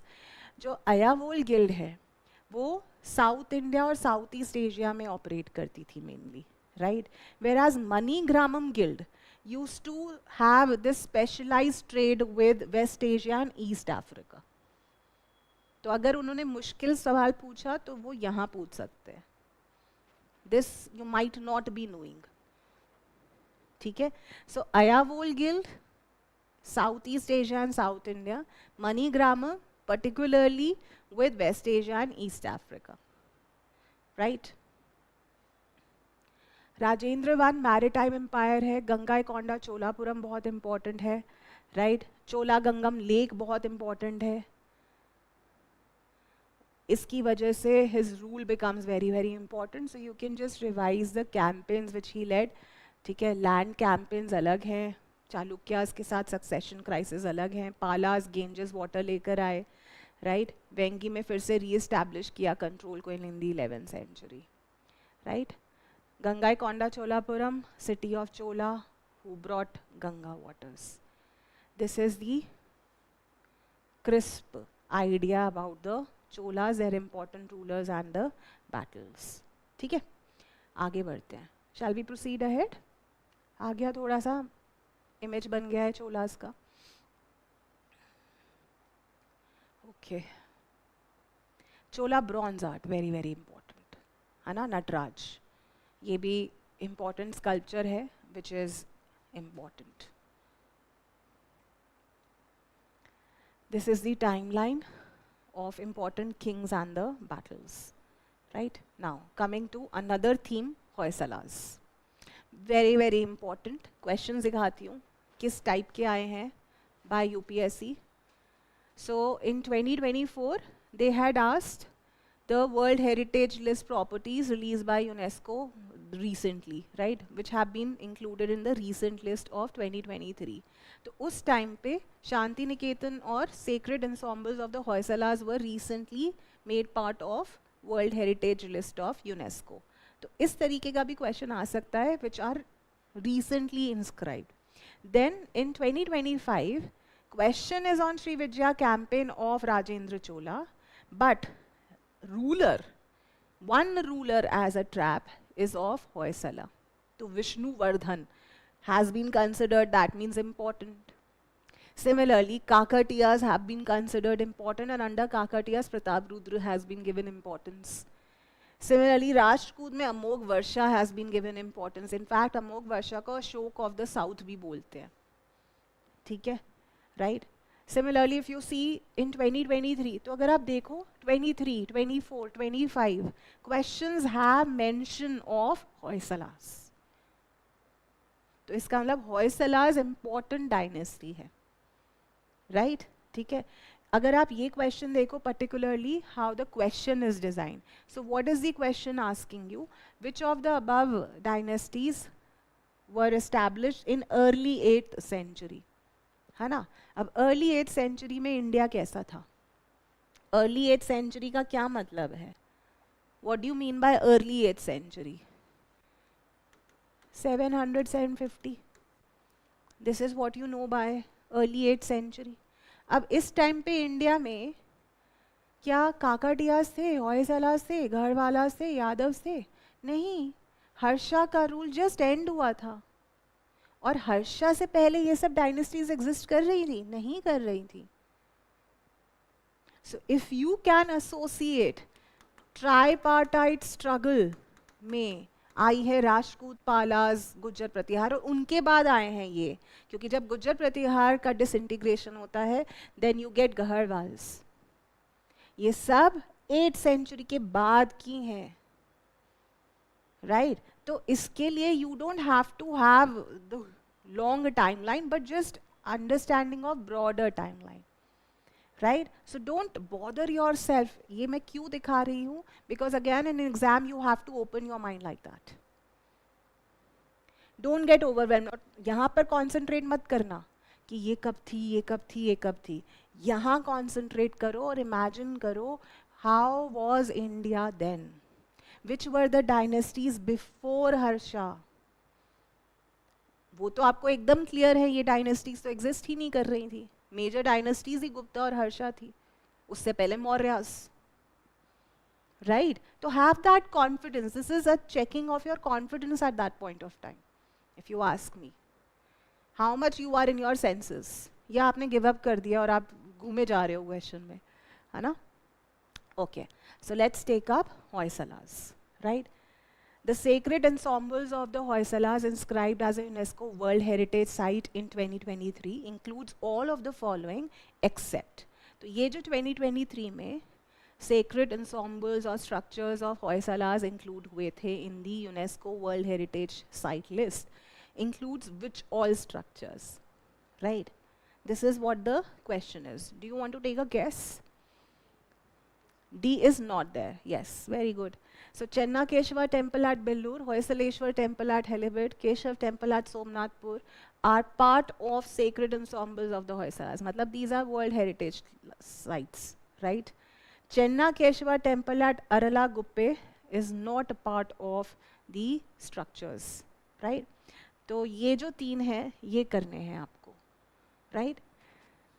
Chennakeshwar temple, Bellur. Bellur was the first capital city of Hoysalas, right? It's also known as Keshav or Vijayanagara temple, commissioned by Vishnuvardhan. अब समझ में आया विष्णुवर्धन क्यों important है? So Vishnuvardhan had commissioned the construction of Chennakeshwar temple at Bellur. Bellur had been the capital of Hoysalas. Time period 12th century AD. Now this Chennakeshwar temple at Bellur has been built on the river banks of Yagachi river, right? Now this temple is an Ekkut type of temple. Ekkut matlab one shrine. Only one shrine is there, right? This temple is dedicated to Lord Vishnu. ठीक है? Now Hoysaleshwar temple, Helibidu. This is also known as Helibidu temple, dedicated to Lord Nataraj, Shiva. ये है Vishnu temple Chennakeshava. Hoysaleshwar temple, Helibidu है Shiva temple. Right? Now this was sponsored by or commissioned by Vishnuvardhan again. So Vishnuvardhan here also, Vishnuvardhan here also. Right? This is said to be the largest monument in Helibidu. Now this temple complex also has Jain monasteries और viharas. Jain viharas भी हैं यहाँ पर, ठीक है? Right? Next, Keshav Temple, Somnathpur. Now this was commissioned by Somnath Dandanayak, General of Hoysala King Narasimha III. तो इसका मतलब 2 temples विष्णुवर्धन से related है. कौन से? Chennakeshwar temple Belur and Hoysaleshwar temple Helebedu. Keshav temple Somnathpur was set up or constructed during the times of Narasimha III. And the general who supervised the construction was Somnath Dandaranayaka. Right? Now this is on the banks of Kaveri river. Somnathpur temple. Right? It is also the last major temple built by the Hoysalas. This is a three-kut temple. Three-kut matlab 3 shrines hai. One shrine dedicated to, one shrine is dedicated to 3 forms of Krishna. Janardhan form, Keshav form and Venugopal form. ठीक है? तो that's about it. ये हैं आपके sacred ensembles of Hoysalas. Vishnuvardhana से ये दोनों related है, सोमनाथपुर टेम्पल नहीं है. सो होयसलास का रीजन ये था. So they ruled from 11th to 14th century. 11th to 14th century. Middle of the 11th century till middle of the 14th century. Right? Karnataka region. इनसे पहले कौन थे? चलो बताओ. राजपूत आए थे, उसके बाद वेस्टर्न गंगाज आ गए थे. उससे पहले राजपूत से पहले चालुक्यास ऑफ बदामी. चालुक्यास ऑफ बदामी से पहले वाकाटक्स. वाकाटक्स से पहले गुप्ताज. समुद्रगुप्त का इतना बड़ा था. उससे पहले Mauryas. Right? So Hoysala empire. Initially the capital was Belur, then later moved to Helebedu. Right? The earliest king was Nripakama II.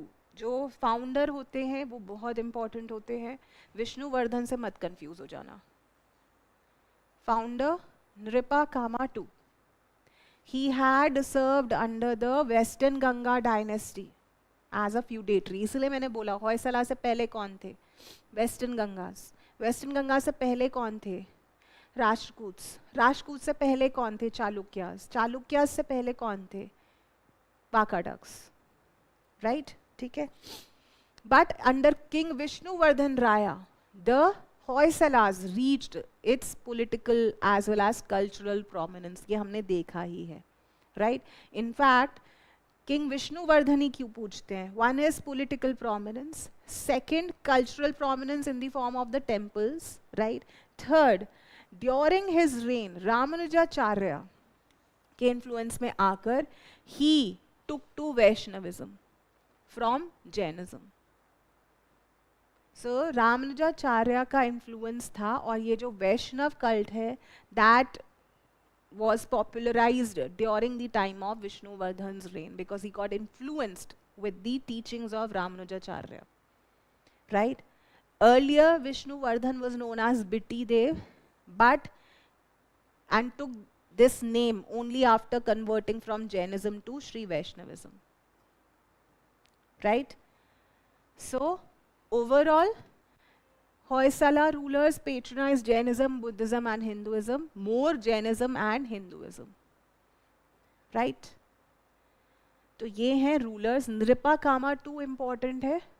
He is the founder of the Hoysala. फिर विष्णुवर्धन important है. Right? मैं revise करने के perspective से बोल रही हूँ. वीर बल्लाला II is important. Has been given as one of the options in UPSC questions. 12th to 13th century. Now he is the one who will have this conflict with Yadavs of Devgiri, Kalachuris, Pandyas of Madurai, Western Chalukyas of Kalyani. तो इसका मतलब वीर Ballal II के contemporaries थे ये सब dynasties. Which time period? 12th to 13th century में आपको डेक्कन में कौन कौन सी powers दिख रही है? Yadavs of Devgiri, Kalachuris of Mahishmati, Pandyas of Madurai, Western Chalukyas of Kalyani. So they were also contemporary to Hoysalas, but which time period are we talking about? 12th to 13th century, right? फिर last Veer Ballal III is the last ruler of Hoysala dynasty. ठीक है? तो ये और है एक और revise करने के लिए. Last battle, Veer Ballal III was killed at the Battle of Madurai in 1343 and his kingdom was taken over by Vijayanagara. ठीक है? Right? तो इसका मतलब अगर हम रीजन देखें डेक्कन का, राइट? तो होयसलास से पहले कौन है?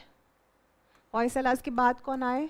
Vijayanagar, battle of Madurai, right? Hoysalas से पहले अभी बताया, हाँ, वेस्टर्न गंगाज, उससे पहले राष्ट्रकूट, उससे पहले वाकाटक्स, ओ सॉरी चालुक्यास ऑफ बादामी, चालुक्यास, उससे पहले वाकाटक्स. ठीक है, राइट? और होयसलास के कंटेम्प्रेरी 12 to 13 सेंचुरी में कौन है डेक्कन में? Yadavs of Devagiri, then Kalachuris, very good, then Pandyas और वेस्टर्न चालुक्यास. मतलब ये जो वेस्टर्न चालुक्यास हैं, चालुक्यास ऑफ कल्याणी हैं, और चालुक्यास ऑफ बादामी एंशिएंट हैं, ये मिडीवल हैं, राइट? तो इस तरीके से you have to make sense. Now as I told you, next in line UPSC theme is your Kakatiyas. क्यों? Pratap Rudra II Kakatiya, right? यहाँ पर काकटिया 2023 में, 2017 में डेडिकेटेड क्वेश्चन ऑन काकटिया, 2025 में काकटिया प्रताप रुद्र मेंशन भी कर दिया dynasty in the option. So for this we have to do the Kakatiyas, right? तो Pratap Rudra II, he was the last ruler of Kakatiya dynasty of Warangal. The poet Vidyanath composed Sanskrit work Pratap Rudra Yashobhushan in his honor.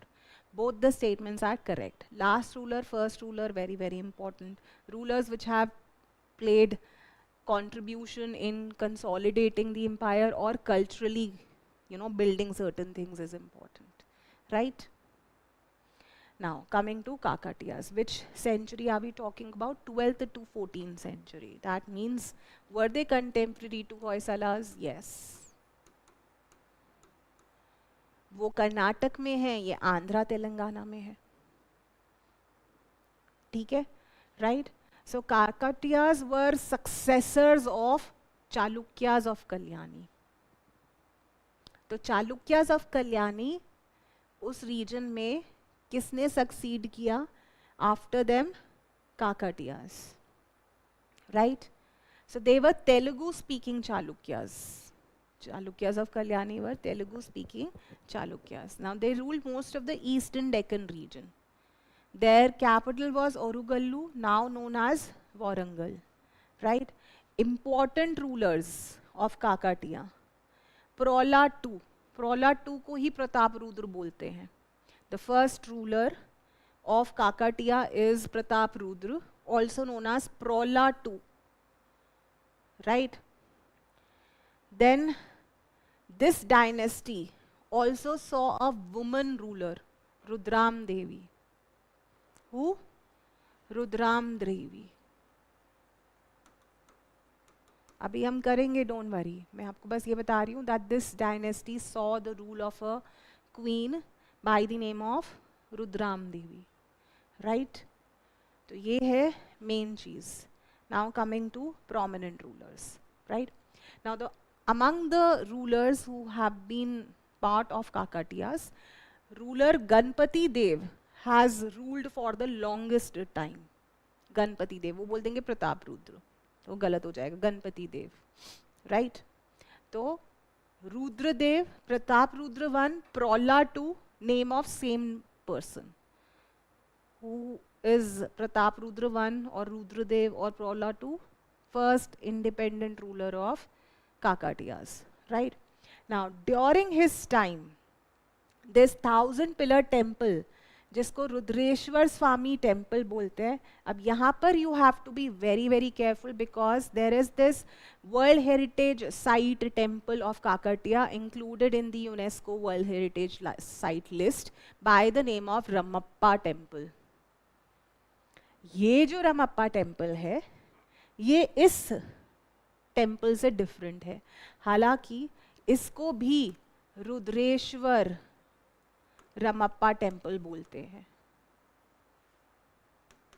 But this Rudreshwara Ramappa temple is at Hanumakonda and is known as 1000-pillar temple, also known as 1000-pillar temple, and was built during the time of Pratap Rudra 1 और रुद्रेश्वर, जिसको रुद्रदेव भी बोलते हैं. ठीक है? This temple was the earliest temple of Kakatiyas, 1000-pillar temple, Rudreshwar रमापा temple, right? ठीक है? Next, what you have to remember is Ganpati Dev. क्यों? क्योंकि गणपति देव ruled for the longest time in Kakatiya dynasty, right? During his time, Orugullu got completed and the capital was shifted here from हनुमानकोंडा, ओरुगल्लू Warangal. तो सबसे पहली capital थी हनमकोंडा जहां पर ये temple है, और फिर capital was shifted during the times of Ganapati Deva from Hanamkonda to Orugallu, that is Warangal, right? ठीक है? अब आते हैं जो कि वर्ल्ड हेरिटेज साइट है, रमप्पा टेम्पल. तो किसके टाइम पे बना है? गणपति देव के टाइम पे बना है, right? Ramappa temple at Palampet, whose reign? Ganapati Deva, but supervised under the general Recharla Rudra. This is the temple which has also been named after its sculptor or architect, that is Ramappa, who was called specifically from Karnataka to construct this temple. So this temple is the UNESCO World Heritage Site, Palampet wala, known by the name of sculptor Ramappa, commissioned by Ganpati Dev under the supervision of Recharla Rudra. ठीक है? Right? तो इसका मतलब ये बाद में बना है. किस सेंचुरी में? 13th सेंचुरी में, अर्ली 13th सेंचुरी. और ये जो 1000 पिलर टेम्पल है ये 12th सेंचुरी में बना है, right? Okay. Then रुद्राम Devi, very very important. She was the daughter of Ganpati Dev. She was the daughter of Ganpati Dev. Her rule started from 1262 and she died in 1289. So close to around 27 years she ruled, right? Then उसके बाद शुरू होता है very important Pratap Rudra II's reign. Now Pratap Rudra II's reign saw the invasions by Alauddin Khilji. Ab we are in which century? We are in 13th century, where the invasions have started by Khiljis, right? So Pratap Rudra II's reign start and Alauddin Khilji plunders Devgiri. So lot of invasions happen during the times of Pratap Rudra 2. बस आपको इतना याद रखना है. प्रताप रुद्र 2 के time पे, which time period? 1289 से 1323 we see Pratapa Rudra 2, right, and Kakatiya rule comes to an end. इसलिए प्रताप रुद्र 2 पूछा था, लास्ट रूलर. उन्हीं के टाइम पे अलाउद्दीन खिलजी के इन्वेजन्स होते हैं, तुगलक के. दिल्ली सल्तनत गेट्स एस्टैब्लिश्ड. क्यों? 1206 में दिल्ली सल्तनत हैज बीन एस्टैब्लिश्ड. क्या जब रुद्राम देवी थी तब था दिल्ली सल्तनत? था. ठीक है. जब गणपति देव थे तब था? ऑलमोस्ट तब भी था. ठीक है. So when Ganapati Deva rule starts, Delhi सल्तनत also sees its establishment in the north. Right. तो ये है आपका Kakatiya. Motupalli was the famous trading port. Marco Polo is the most important Venetian traveler or the traveler who had spoken about Kakatiya's rule. Right? Kohinoor diamond was mined during the Kakatiya rule from the Golconda mines. Now this region is otherwise also irrigated through tanks. Andhra Telangana region, तो यहाँ पर भी tanks बनाते थे, reverse, irrigation, उस पर बहुत ध्यान दिया जाता था. Right. So this is the Rudreshwar temple which is World Heritage Site. Now, why it is World Heritage Site? Because the construction of this temple has used a very specialized technique that is known as sandbox technique. The construction of this temple has used this sandbox technique, for which UNESCO has given this temple as a consideration to be given as a World Heritage Site status. Sandbox technique. ये होती क्या है? Also known as floating bricks. So usually when construction is done, something is dig inside the interior, है ना? Land को डिग करते हैं, basement सा बनाते हैं. तो वो जो डिग करते थे, इन्होंने इस टेम्पल के कंस्ट्रक्शन के टाइम पे क्या किया? They filled that thing with sand. That sand provided that cushion for the resilience towards disasters, earthquake. ठीक है. तो this is what makes this temple resilient towards disasters. ठीक है, right? So Rudreshwar temple, Ramappa temple, kept on the name of the sculptor Ramappa, who was called from Karnataka, right? Whose reign? Ganpati Dev's reign. Richalla Rudra, the general who supervised the construction of this temple, right? बस. और ये जो 1000 pillar temple है, ये किसके time पे बना है? प्रताप रुद्र 1 के टाइम पे. इसको वेगेशथम्बल गुड़ी भी बोलते हैं. हनमकोंडा में है, वो पालमपेट में है. Right. Now next, Pallava as a theme. To 2015 में there has been a question on the timeline again. I just want to bring your attention to that question. How to open up your mind while solving questions like these. So the question is, with reference to the art and archaeological history of India, which one among the following was made the earliest? Right? Lingaraj temple at Bhubaneswar, rock cut temple at Dhauli, rock cut monuments Mahabalipuram, Varaha image at Udaygiri. Now when you talk about architecture, or when they are talking about art and archaeological history, so they are specifically asking about the architecture. Now architecture in ancient times started from which type of structures? सबसे पहले तो ये तो नहीं है, right? अब अगर आप देखो धौली और Mahabalipuram, Mahabalipuram is related to which dynasty? Pallavas. और धौली मौर्यास, अशोक. तो मौर्यास पहले आया, पल्लव्स? मौर्यास. तो ये इस तरीके से करना है. Again, how you do it that you remember the time period. I say that do dynasty wise structures and associate dynasty with the structures, rather than structures का एक list और time period. वो नहीं है तरीका, right? Next, again Mahabalipuram. and Ajanta were compared. तो Mahabalipuram important architecture associated with Pallavs, right? यहाँ पर भी महाबलीपुरम पूछा है उन्होंने, right?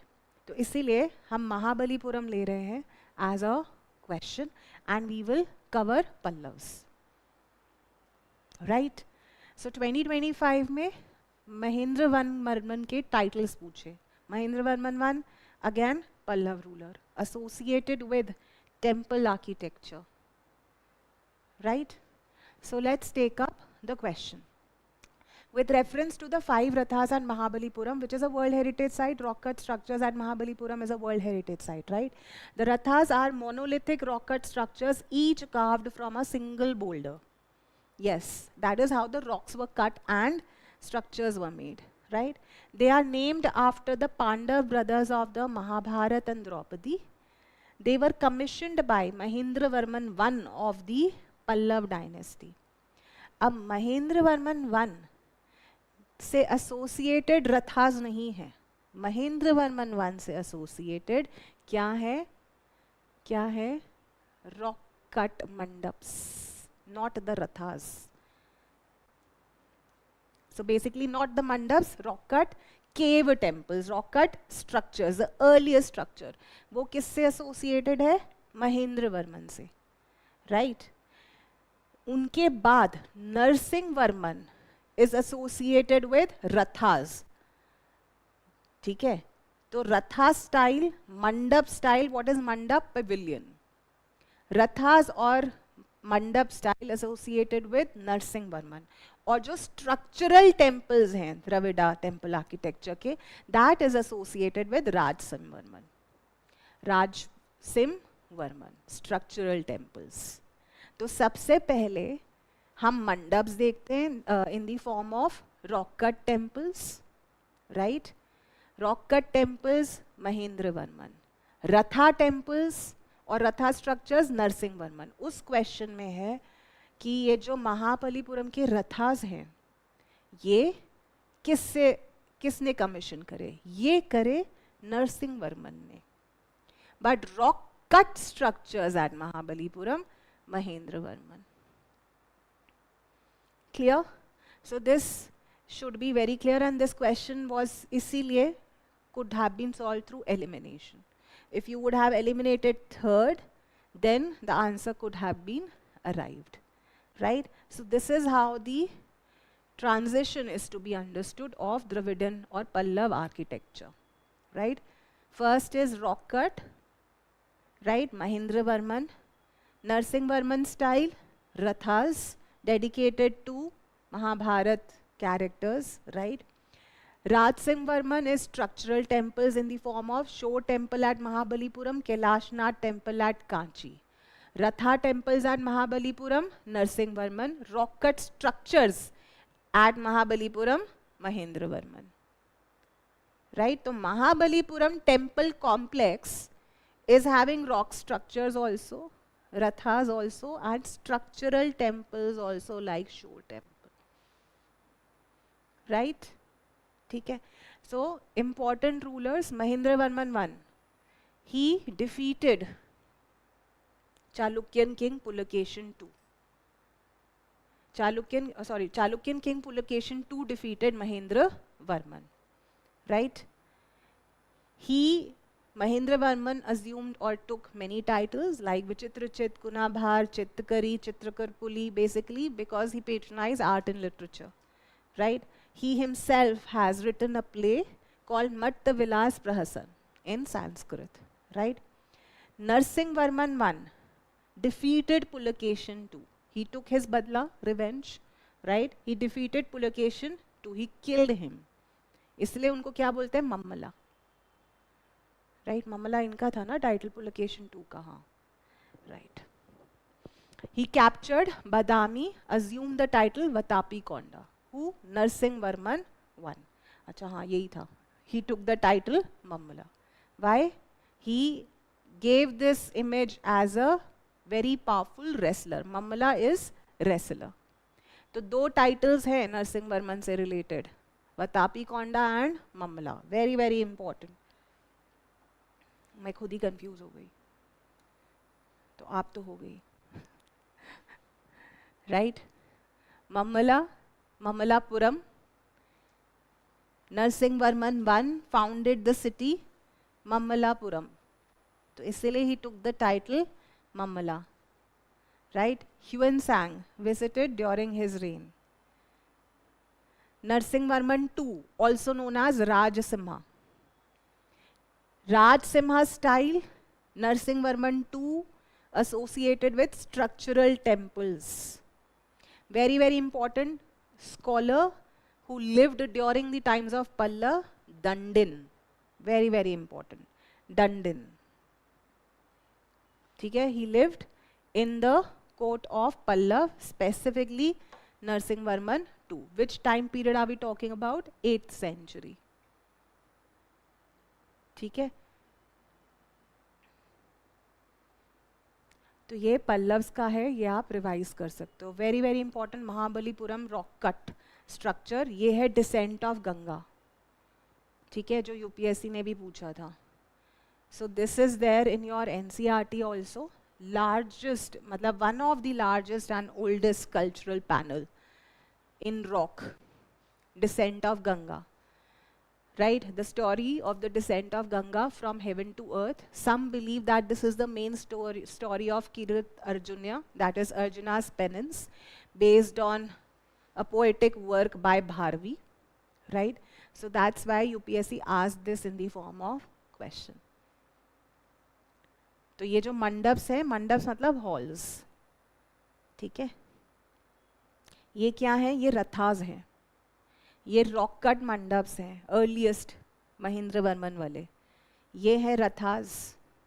और फिर आते हैं आपके structural temples like shore temple at Mamallapuram में, also a world heritage site. ठीक है, तो इसको आप रिवाइज कर लेना.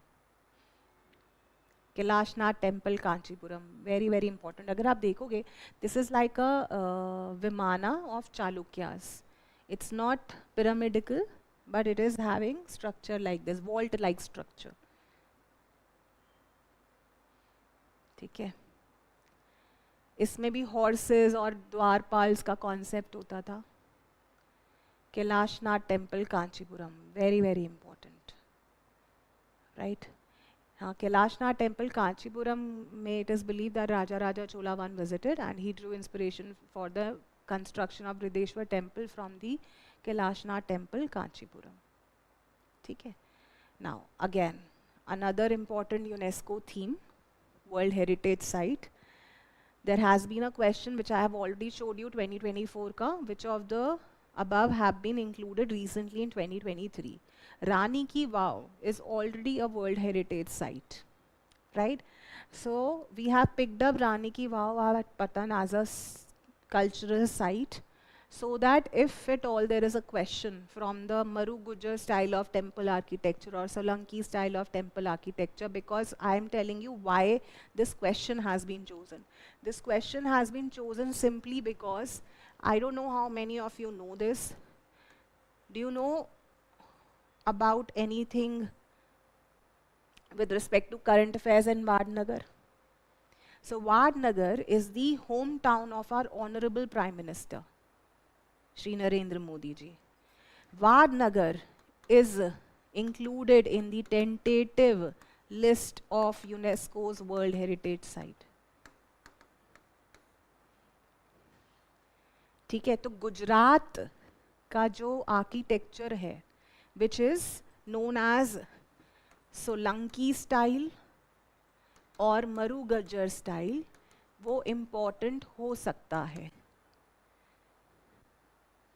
Right? As I told you, Vadnagar has been included in the tentative list of World Heritage Site. Tentative, not inscribed. But in Gujarat, there is Rani Ki Vav at Patan, which is a World Heritage Site. Right? So this is what the question is. All the three statements are correct. Yes, Rani Ki Vav was commissioned by Queen Udaymati in memory of her king Bhim Dev. The step well which is on the banks, which is part of Rani Ki Vav, is at the banks of Saraswati river, and this is a World Heritage Site list, right? So let's very quickly do something about this region, the rulers and Solanki or Maru Gujar style, right? तो वो जो रानी की वाव है, that has been constructed by the queen of Bhim I or Bhimdev, who was living in 11th century AD and was a Chalukyan king, Chalukyas of Kalyani. ठीक है, Western Chalukyas. Right? Now, during this time, what kind of invasions were we seeing? पहले गजनविड्स आए, फिर गुरिड्स आए. ठीक है, पहले गजनविड्स का इन्वेजन हुआ, फिर गुरिड्स का हुआ. गुरिड्स के इन्वेजन के बाद दिल्ली सल्तनत got established in 1206 after the death of Mohammad Ghori, right, and his slave general Qutbuddin Aibak laid foundations for the Delhi Sultanate. So Mahmud Ghazni was part of Ghaznavid invasion. So early invasions 11th century में, so he was the one who attacked Somnath temple. Now during Bhim I or Bhimdev I's time, Dilwara temples, Sun Modhera temple, they were also built. Rani ki Vav was built by his queen after his death, right? So this is what is important. So Bhimdev ka contribution in culture is immense, right?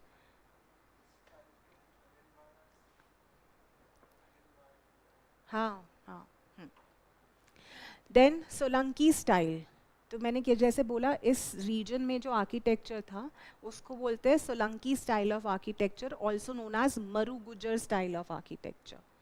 ठीक है, मरु गुजर 10 to 13th century. This region was seeing invasions by Ghaznavids. Bhim I, Bhimdev I, very very important ruler, right? तो क्योंकि this is a dry area, so you will be seeing in structures wells or step wells or baulis. ठीक है? Another very very important thing is, even in Sun Temple Modhera there is this Surya Kund, again well, right? Another important architectural feature is that here we have sculpted mandaps. Usually mandaps are plain, but here in Solanki or Maru Gujar style you had sculpted mandaps. Mandaps क्या होते हैं? Pillared halls, right? And if you could see the shape of or the architectural features of the shikhar in Maru Gujar style, this is known as Urushringas. Urushringas are multiple shikhars. ये multiple shikhars हैं, है ना? ये multiple शिखर्स है, ये multiple शिखर्स है, इसको उरुश्रृंगास बोलते हैं. Again a characteristic feature of मरु गुजर और सोलंकी स्टाइल. एक और है, अगर आप देखो बाहर के जो आउटर वॉल्स हैं, they are also sculpted. The outer wall panels are also sculpted. इसको बोलते हैं मंडोरव.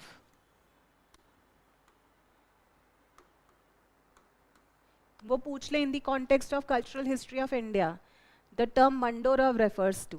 So these are exterior sculpted walls, a characteristic feature of Solanki temples or Maru Gujar temples, right? ठीक है. Another very very important thing is that in some temples or you see कीर्ति स्तंभ also. Temple ये रहा और ये कीर्ति स्तंभ है. ये है वाडनगर में, right? कीर्ति स्तंभ, a pillar of victory just opposite the temple. Again a characteristic feature of Maru Gujar or Solanki style, specifically Vadnagar में देखते हो, right? Even if you could see in the temples, inside the ceilings there is this dome like structure. Doomical ceilings है in Maru Gujar or Solanki style, right? This is known as Urushringas. ये जो मैं आपको बताया multiple shikharas, this is known as urushringas, right? This is known as mandovara. ये तो कीर्ति स्तंभ तो मैंने आपको बता दिया वाडनगर में है, और Vadnagar has been included in the UNESCO tentative list. It is also the home town of our honourable prime minister. Mandovara is the sculpted panels outside. ये ठीक है, ये मंडोरव्स होते हैं, बस हो गया, राइट? अब एक और थीम देखते हैं, and that is Kalinga temples or Kalinga architecture. Again, if you could see 2015 mein, there is this Lingaraj temple at Bhubaneswar mentioned, right? Which is part of your Kalinga style of temple architecture, right? So let's come to question. How many of the following are built in the Kalinga style of temple architecture? All four. All four are examples of Kalinga architecture. Lingaraj temple, Mukteshwar temple, Konark Sun temple, Jagannath temple. Right? So let's do the Kalinga architecture. बहुत easy है Kalinga architecture. क्यों? जैसे how much do you know about Nagara temple architecture? थोड़ा तो, अब थोड़ा क्या, अब तो होगा ही आइडिया आपको नागरा का. So सबसे पहले कलिंग टेम्पल आर्किटेक्चर या टेम्पल स्टाइल्स पार्ट ऑफ नागरा सब स्टाइल. अगर किसी को कंफ्यूजन है कि वो द्रविड़ा है तो नो, इट इज़ अ नागरा सब स्टाइल, राइट? अब जैसे नागरा में you have Shikhar. What is a Shikhar? Tallest tower, right? So on the basis of shikhars, there are subdivision in Nagara temples like Rekha Prasad, Famsana and Vallabhi. Rekha Prasad curvy linear शिखर. शिखर क्या है? curvy linear होता है, right? Famsana में rectangular और broad होता है. Rectangular buildings and broad. Valabhi में vault like structure ऐसे, ठीक है? सिमिलरली कलिंग में शिखर को बोलते हैं द्यूल. सनी देओल वाला द्यूल नहीं, द्यूल, ठीक है? द्यूल. अब because it is a sub style of Nagara, here also deuls on the basis of these types are known as Rekha deul, Pidha deul and Khakhara deul. तो Rekha deul is like Rekha Prasad, Pidha deul is like Phamsana, Khakhara is वल्लाभी.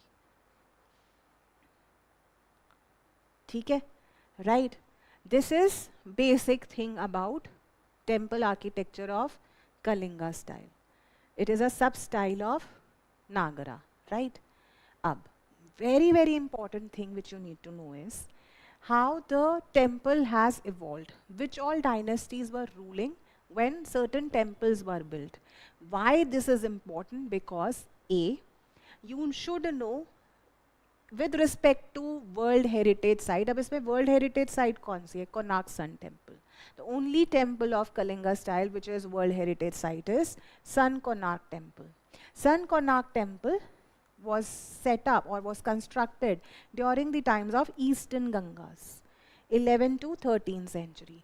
मतलब ये जब डायनेस्टी रूल कर रही थी, we were seeing Kalinga style का पीक ईस्टर्न गंगास के. Why? Jagannath temple, Konark Sun temple were built during the times of Eastern Gangas. So how the temple construction has evolved? The early phase from 6th to 9th century was seen during the times of Bhaumakars.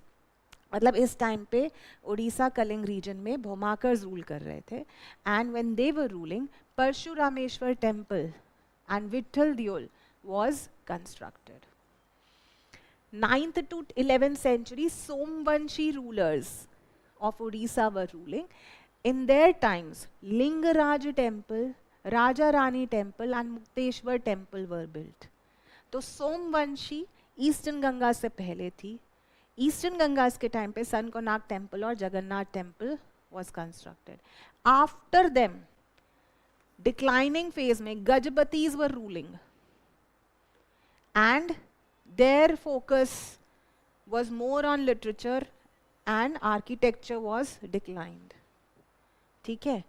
Why am I telling you this? Because there has been a question in modern Indian history where they had asked that when English East India Company was setting their factory, or Portuguese, some Dutch were setting up their factories at Pulikat, it was ruled by Gajpatis.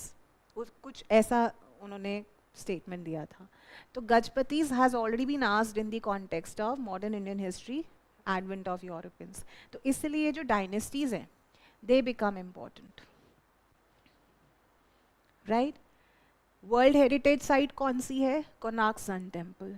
किसके time पे बना? Eastern Gangas. Eastern Ganga से 11 to 13 century, right. Other important temples like Lingaraj temple, Raja Rani temple, Mukteshwar temple Somvanshi के time पे बना, right.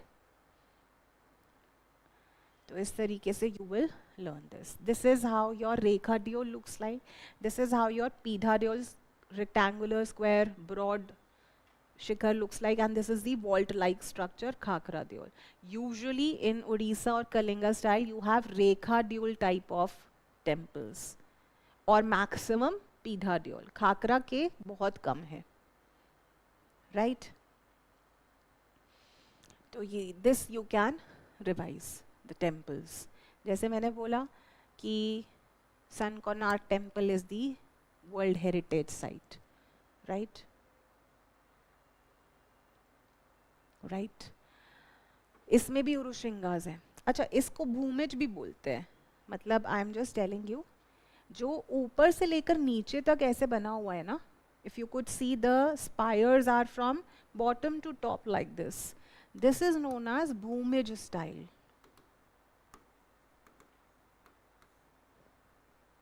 ठीक है. भूमि मतलब भूमि, earth.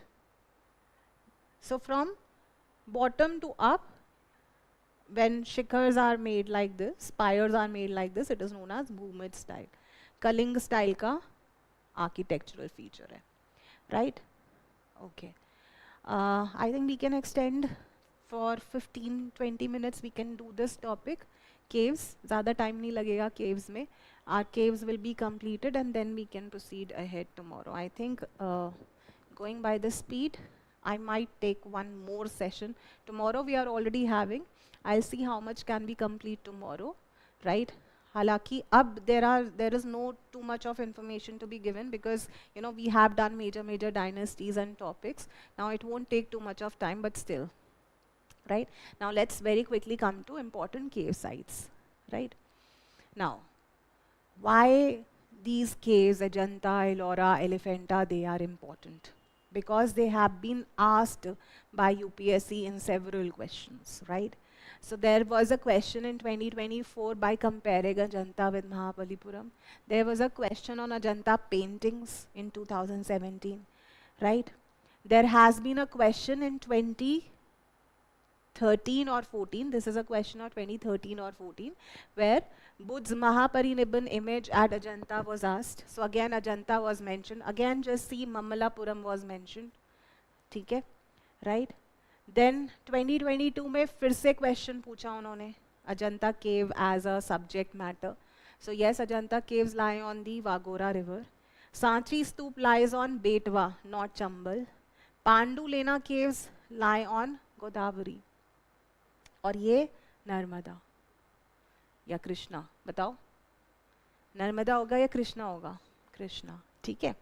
So this is how you have to make sense, right? So this is a very important theme. Now let's take up the first question. Out of these cave sites, which are World Heritage Site? Just try to answer this question. How many of the cave sites given below are UNESCO's World Heritage Site? Ajanta, Ellora, Elephanta, Badami. मुझे पता था कि confusion होगा. क्या मारोगे अगर ये UPSC में क्वेश्चन आया? I know that we have not given you scope for elimination, right? But still, guess. हाँ, क्या लगता है? गैस ही तो करना है, कुछ हो थोड़ी जाएगा. बता दो, what are you thinking? First 3, हाँ ठीक है, कॉन्फिडेंस रखो ना अपने आप पे, जोश से बोलो yes. First 3, yes, Ajanta, Ellora, Elephanta are the World Heritage Sites. Badami caves are not World Heritage Sites, right? अगर हमने बदामी केव अभी किया था तो मैंने बताया होता ना, अगर वो वर्ल्ड हेरिटेज साइट होता. बताया मैंने? नहीं, तो नहीं है, right? So Ajanta, Ellora, Elephanta are World Heritage Sites, only 3. Now, when it comes to Ajanta, famous for paintings, famous for sculptural panels, lie on Vagora River, has a horseshoe type of a structure. Horseshoe मतलब ऐसे कर कर caves are, ये Vagora river है, और ऐसे ऐसे caves excavated हैं यहाँ पर, ठीक है. वैसे there are total 30 caves, but because there is one double story cave 15A and 15B, इसलिए इसको 29 caves भी बोलते हैं, ठीक है. They are Buddhist caves. Ajanta caves are Buddhist caves. Ellora caves 34 हैं. अब आप बोलोगे मैम क्यों बता रही हैं ये? मैं इसलिए बता रही हूँ, यू शुड नो अजंता और एलोरा में से किस में ज़्यादा caves हैं, right? Ellora has more number of caves than Ajanta. Ajanta, Buddhist caves. Ellora, Buddhist, Brahmanical as well as Jain caves. Right? Ajanta, 1st century BC to 5th century AD. जो भी dynasties थी in the Deccan have patronized them. तो वाकाडक्स थे, हाँ थे, उन्होंने patronise करा. गुप्ताज ने करा, हाँ किया. मौर्याज ने किया, हाँ किया. किया मौर्याज ने? नहीं. मौर्याज ने अजंता केव्स को पेट्रोनाइज किया? This is a question which you have to answer me tomorrow. ऐसे ही तो क्वेश्चन आएगा. क्वेश्चन ऐसे ही तो कंफ्यूज करता है आपको. तो मेजर डायनेस्टीज का पता होना चाहिए, राइट? एलोरा केव्स कहाँ है? महाराष्ट्र में है, राइट? महाराष्ट्र मतलब डेक्कन. डेक्कन में 5th to 11th centuries की dynasties have patronized Ellora caves. Most important being Rashtrakoot, who have patronized Kailashnath temple of Ellora. Right? Elephanta caves, Shaivite caves हैं. कहाँ है? महाराष्ट्र में ही है, right? तो Ajanta, Aurangabad district, Maharashtra. Cave number 26 is famous for Mahaparinibban image. Mahaparinibban or Mahaparinirvan, death scene of Buddha. Right? ठीक है? So this is one thing. Ajanta is the only surviving example of the painting of 1st century BC and 5th century AD. That's why Ajanta paintings are very, very important. Right? Then Mahaparinibban bata diya. Important patrons or the dynasties who have patronized Ajanta were Varahadev, who was the prime minister of Vakadak king Hari Sen. So Vakadaks have also patronized Ajanta, right?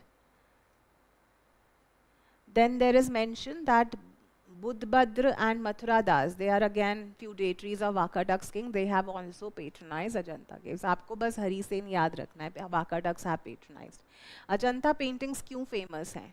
अगर आप देखो, they are giving naturalist image, how Buddha or Bodhisattva would look like, right? फिर fine lines है, merge हो रहा है, right? So this is how they are, you know, world famous. So basically this painting, cave number 1 में जो है, this is of Padmapani, Vajrapani image famously, you know, they have depicted. तो इसलिए this is important. Naturalism मतलब ही यही होता है.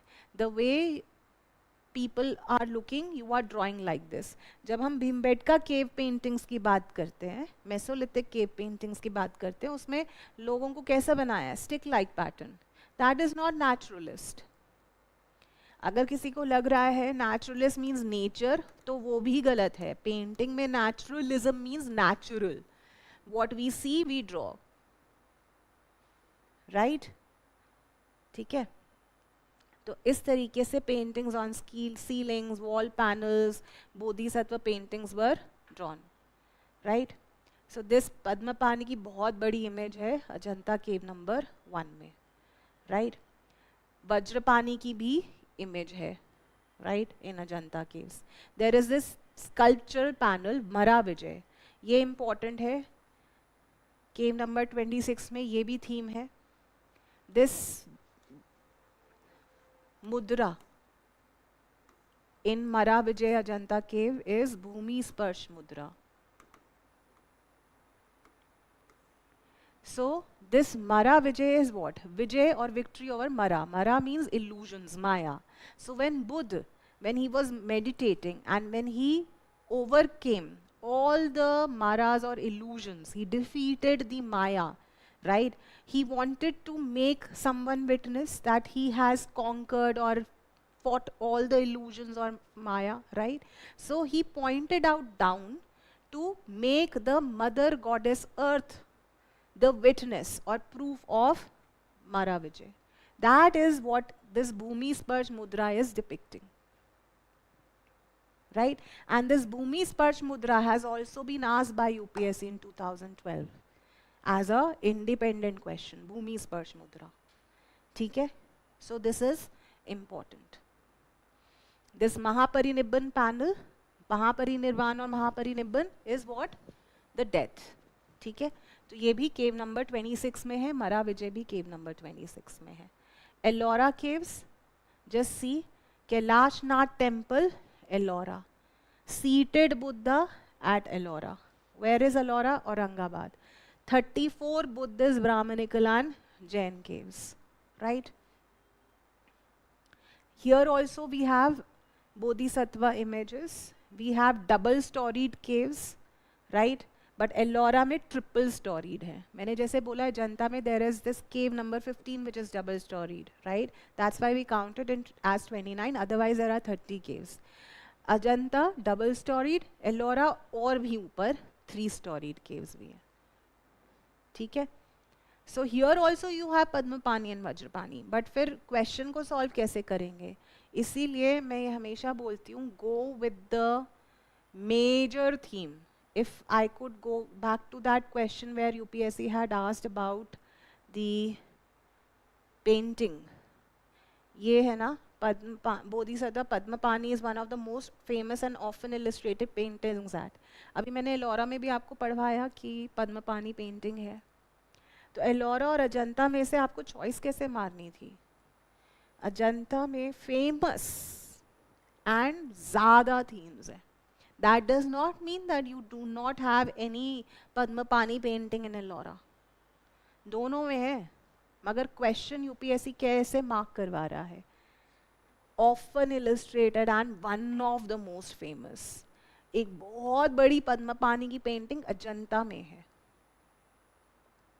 right? That does not mean कि एलोरा में नहीं है. Is this very very clear? This I'm just telling you to avoid any kind of confusions if you have still by solving the PYQs, right? Okay. So this Kailashnath temple, Ellora, why it is important and famous? Largest monolithic rock cut structure, right? So you have these themes in Ellora. Like Ravana shaking mount Kailash, ये सारी बहुत important हैं. Gajasura Shiva, Ravana shaking mount Kailash, Andhakasura vadha, Kalyana Sundara, very very important themes. Do we not have Vishnu और Vaishnavite themes? We do have. तो अगर ऐसा statement होगा Ellora caves are only having Shaivite themes, तो वो गलत हो जाएगा, right? These themes are also equally important, right? Okay, so there is this specific cave, Kailash Leni cave in Ellora, which is carved out of a single rock. Kailash Leni cave, right? Elephanta caves, Shaivite faith के हैं. They were also contemporary with Ellora, right? अगर यहाँ पर देखो, फिर उसके बाद बाघ केव्स आते हैं. बाघ केव्स कहाँ हैं? Madhya Pradesh. Right? Bagh caves, Badami caves, they are not World Heritage Site. Bagh caves mostly patronized during the Satavahan period. Satvahans कब आते हैं? After Mauryas. 1st century BC.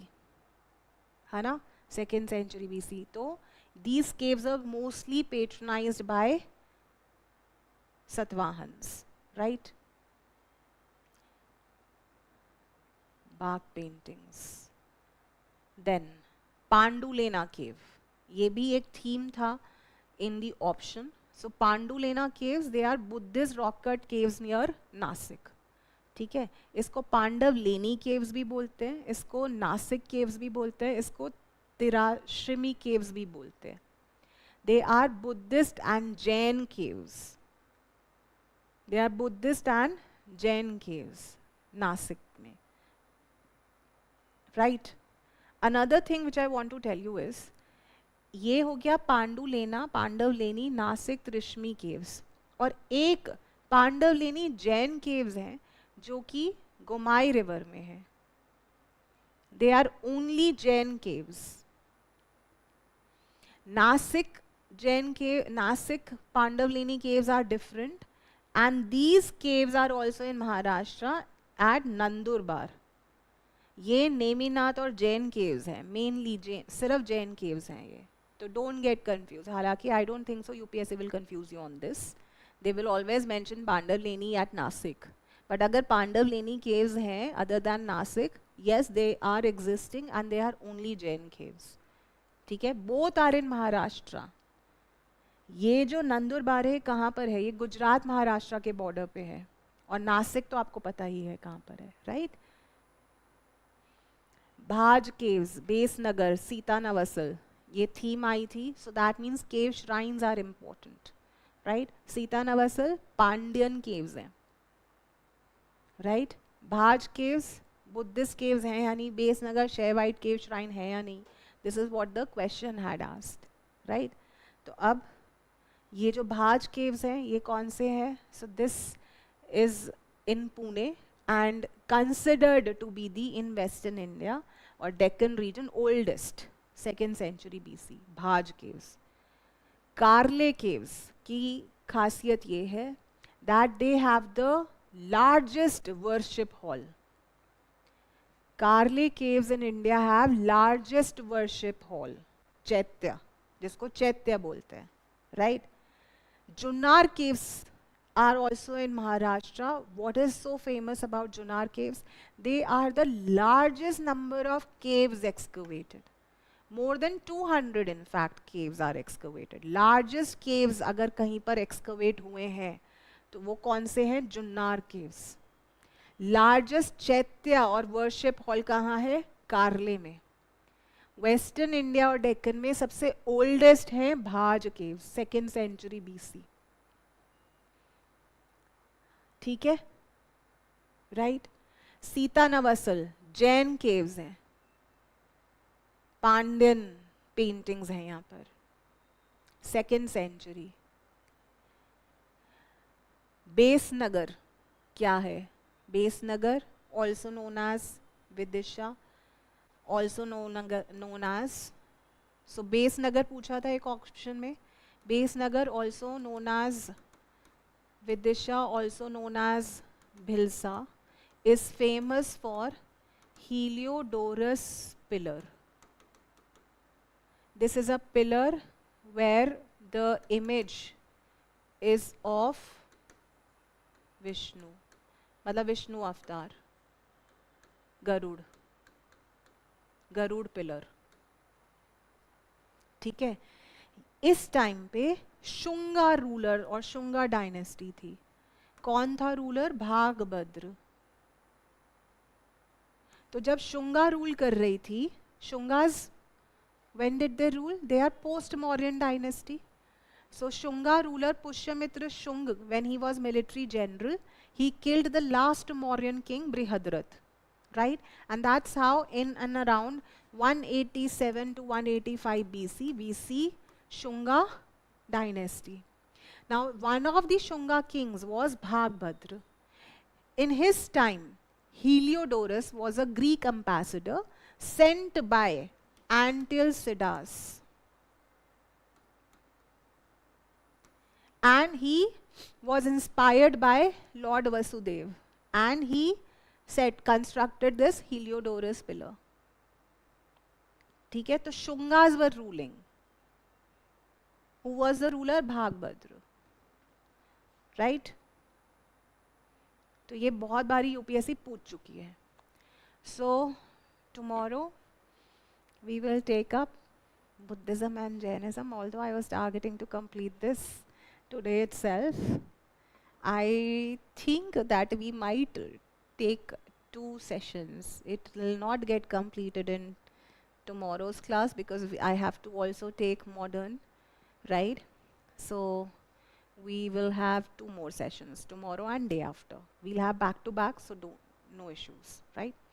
Okay, so all the very best. If you have any kind of doubts, if you need any kind of help, so we are all with you. As part of Vision IAS, you can mail, and if at any point of time anything is needed, you can always mail, or you can also take the wellness number from the website, which is helping the students with respect to any psychological counseling also at this point of time, right? So all the very best. Have a nice day.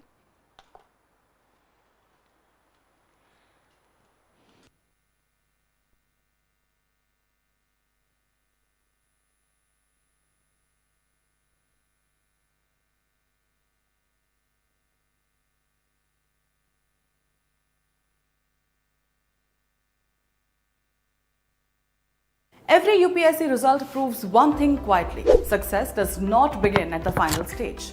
It begins much earlier, with the kind of foundation a student builds. The UPSC CSE 2025 result makes that visible again. 10 candidates in the top 100 prepared through the Vision IAS GS Foundation Classroom course, including AIR 5 Nishan Bhatnagar. That kind of result is not built on motivation alone. It is built on the right sequence, the right guidance, and the right correction. This is what the Vision IAS Delhi GS Foundation course is designed for. Concept first classroom learning, so preparation is not scattered. Early answer writing and testing, so improvement starts on time. PT 365 and Mains 365, so current affairs become usable in the exam. And mentorship that keeps preparation aligned, focused and accountable. Because in UPSC, hard work is common. Structured preparation is what creates separation. If you are targeting UPSC 2027, start by building your base the right way. Vision IAS Delhi GS Foundation course. Upcoming classroom batches at Karol Bagh, 24th March at 5 p.m, 30th March at 8 a.m. and 7th April at 11 a.m. At Vijayanagara, 17th March at 8 a.m. and 25th March at 6 p.m. Register at our website or call us on the given numbers. UPSC 2027 का लक्ष्य जितना बड़ा है उसे पाने की योजना भी उतनी ही स्पष्ट और संगठित होनी चाहिए। विजन आईएएस लेकर आया है क्लासरूम फाउंडेशन कोर्स 2027 के 12 से 14 महीनों का एक ऐसा सुव्यवस्थित कार्यक्रम है जहां आपकी तैयारी एक अनुशासित और वैज्ञानिक ढांचे में आगे बढ़ती है।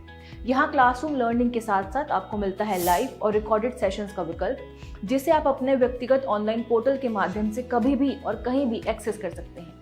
तैयारी के सफर को और भी प्रभावी बनाती है हमारी व्यक्तिगत क्लासरूम मेंटरिंग। हमारे एक्सपर्ट मेंटर्स नियमित मार्गदर्शन और स्मार्ट स्टडी मैनेजमेंट के जरिए आपकी तैयारी को एक सही दिशा और गति प्रदान करते हैं। शैक्षणिक दृष्टिकोण से देखें तो ये कोर्स मुख्य परीक्षा के सामान्य अध्ययन के चारों प्रश्न पत्रों, सीसेट और निबंध का व्यापक कवरेज सुनिश्चित करता है। विषयों की समसामयिक समझ विकसित करने के लिए मासिक करंट अफेयर्स मैगजीन और रिवीजन क्लासेस के साथ साथ PT 365 और मेंस 365 की विशेष कक्षाएं भी इस कार्यक्रम का अनिवार्य हिस्सा हैं, ताकि स्टैटिक और करंट अफेयर्स के बीच एक सटीक संतुलन बना रहे। तैयारी की गहराई मापने के लिए निरंतर अभ्यास अनिवार्य है, इसलिए डेली असाइनमेंट्स और साप्ताहिक मिनी टेस्ट के साथ साथ मासिक प्रीलिम्स और मेंस टेस्ट के माध्यम से आपकी प्रगति का निरंतर आकलन किया जाता है। इस कार्यक्रम की शक्ति है हमारी प्रतिष्ठित ऑल इंडिया टेस्ट सीरीज, जिसमें प्रीलिम्स के 35, मेंस के 30, सीसेट के 25 और निबंध के 5 टेस्ट का समावेश है। साथ ही संधान पोर्टल पर 25,000 से अधिक प्रश्नों का विशाल संग्रह आपके अभ्यास और विश्लेषण को और भी सुदृढ़ बनाता है। अब समय है अपनी मेहनत को एक मजबूत, संरचित और निरंतर प्रक्रिया में ढालने का। विजन आईएएस के साथ जुड़े और यूपीएससी 2027 की अपनी सफलता की राह को एक स्पष्ट दिशा दें। UPSC Prelims is not the destination, it's the first crucial step. And clearing this step requires more than hard work. It demands the right strategy. Vision IAS All India GS Prelims Test Series 2027 with Sandhan is designed to give you that edge from the very beginning.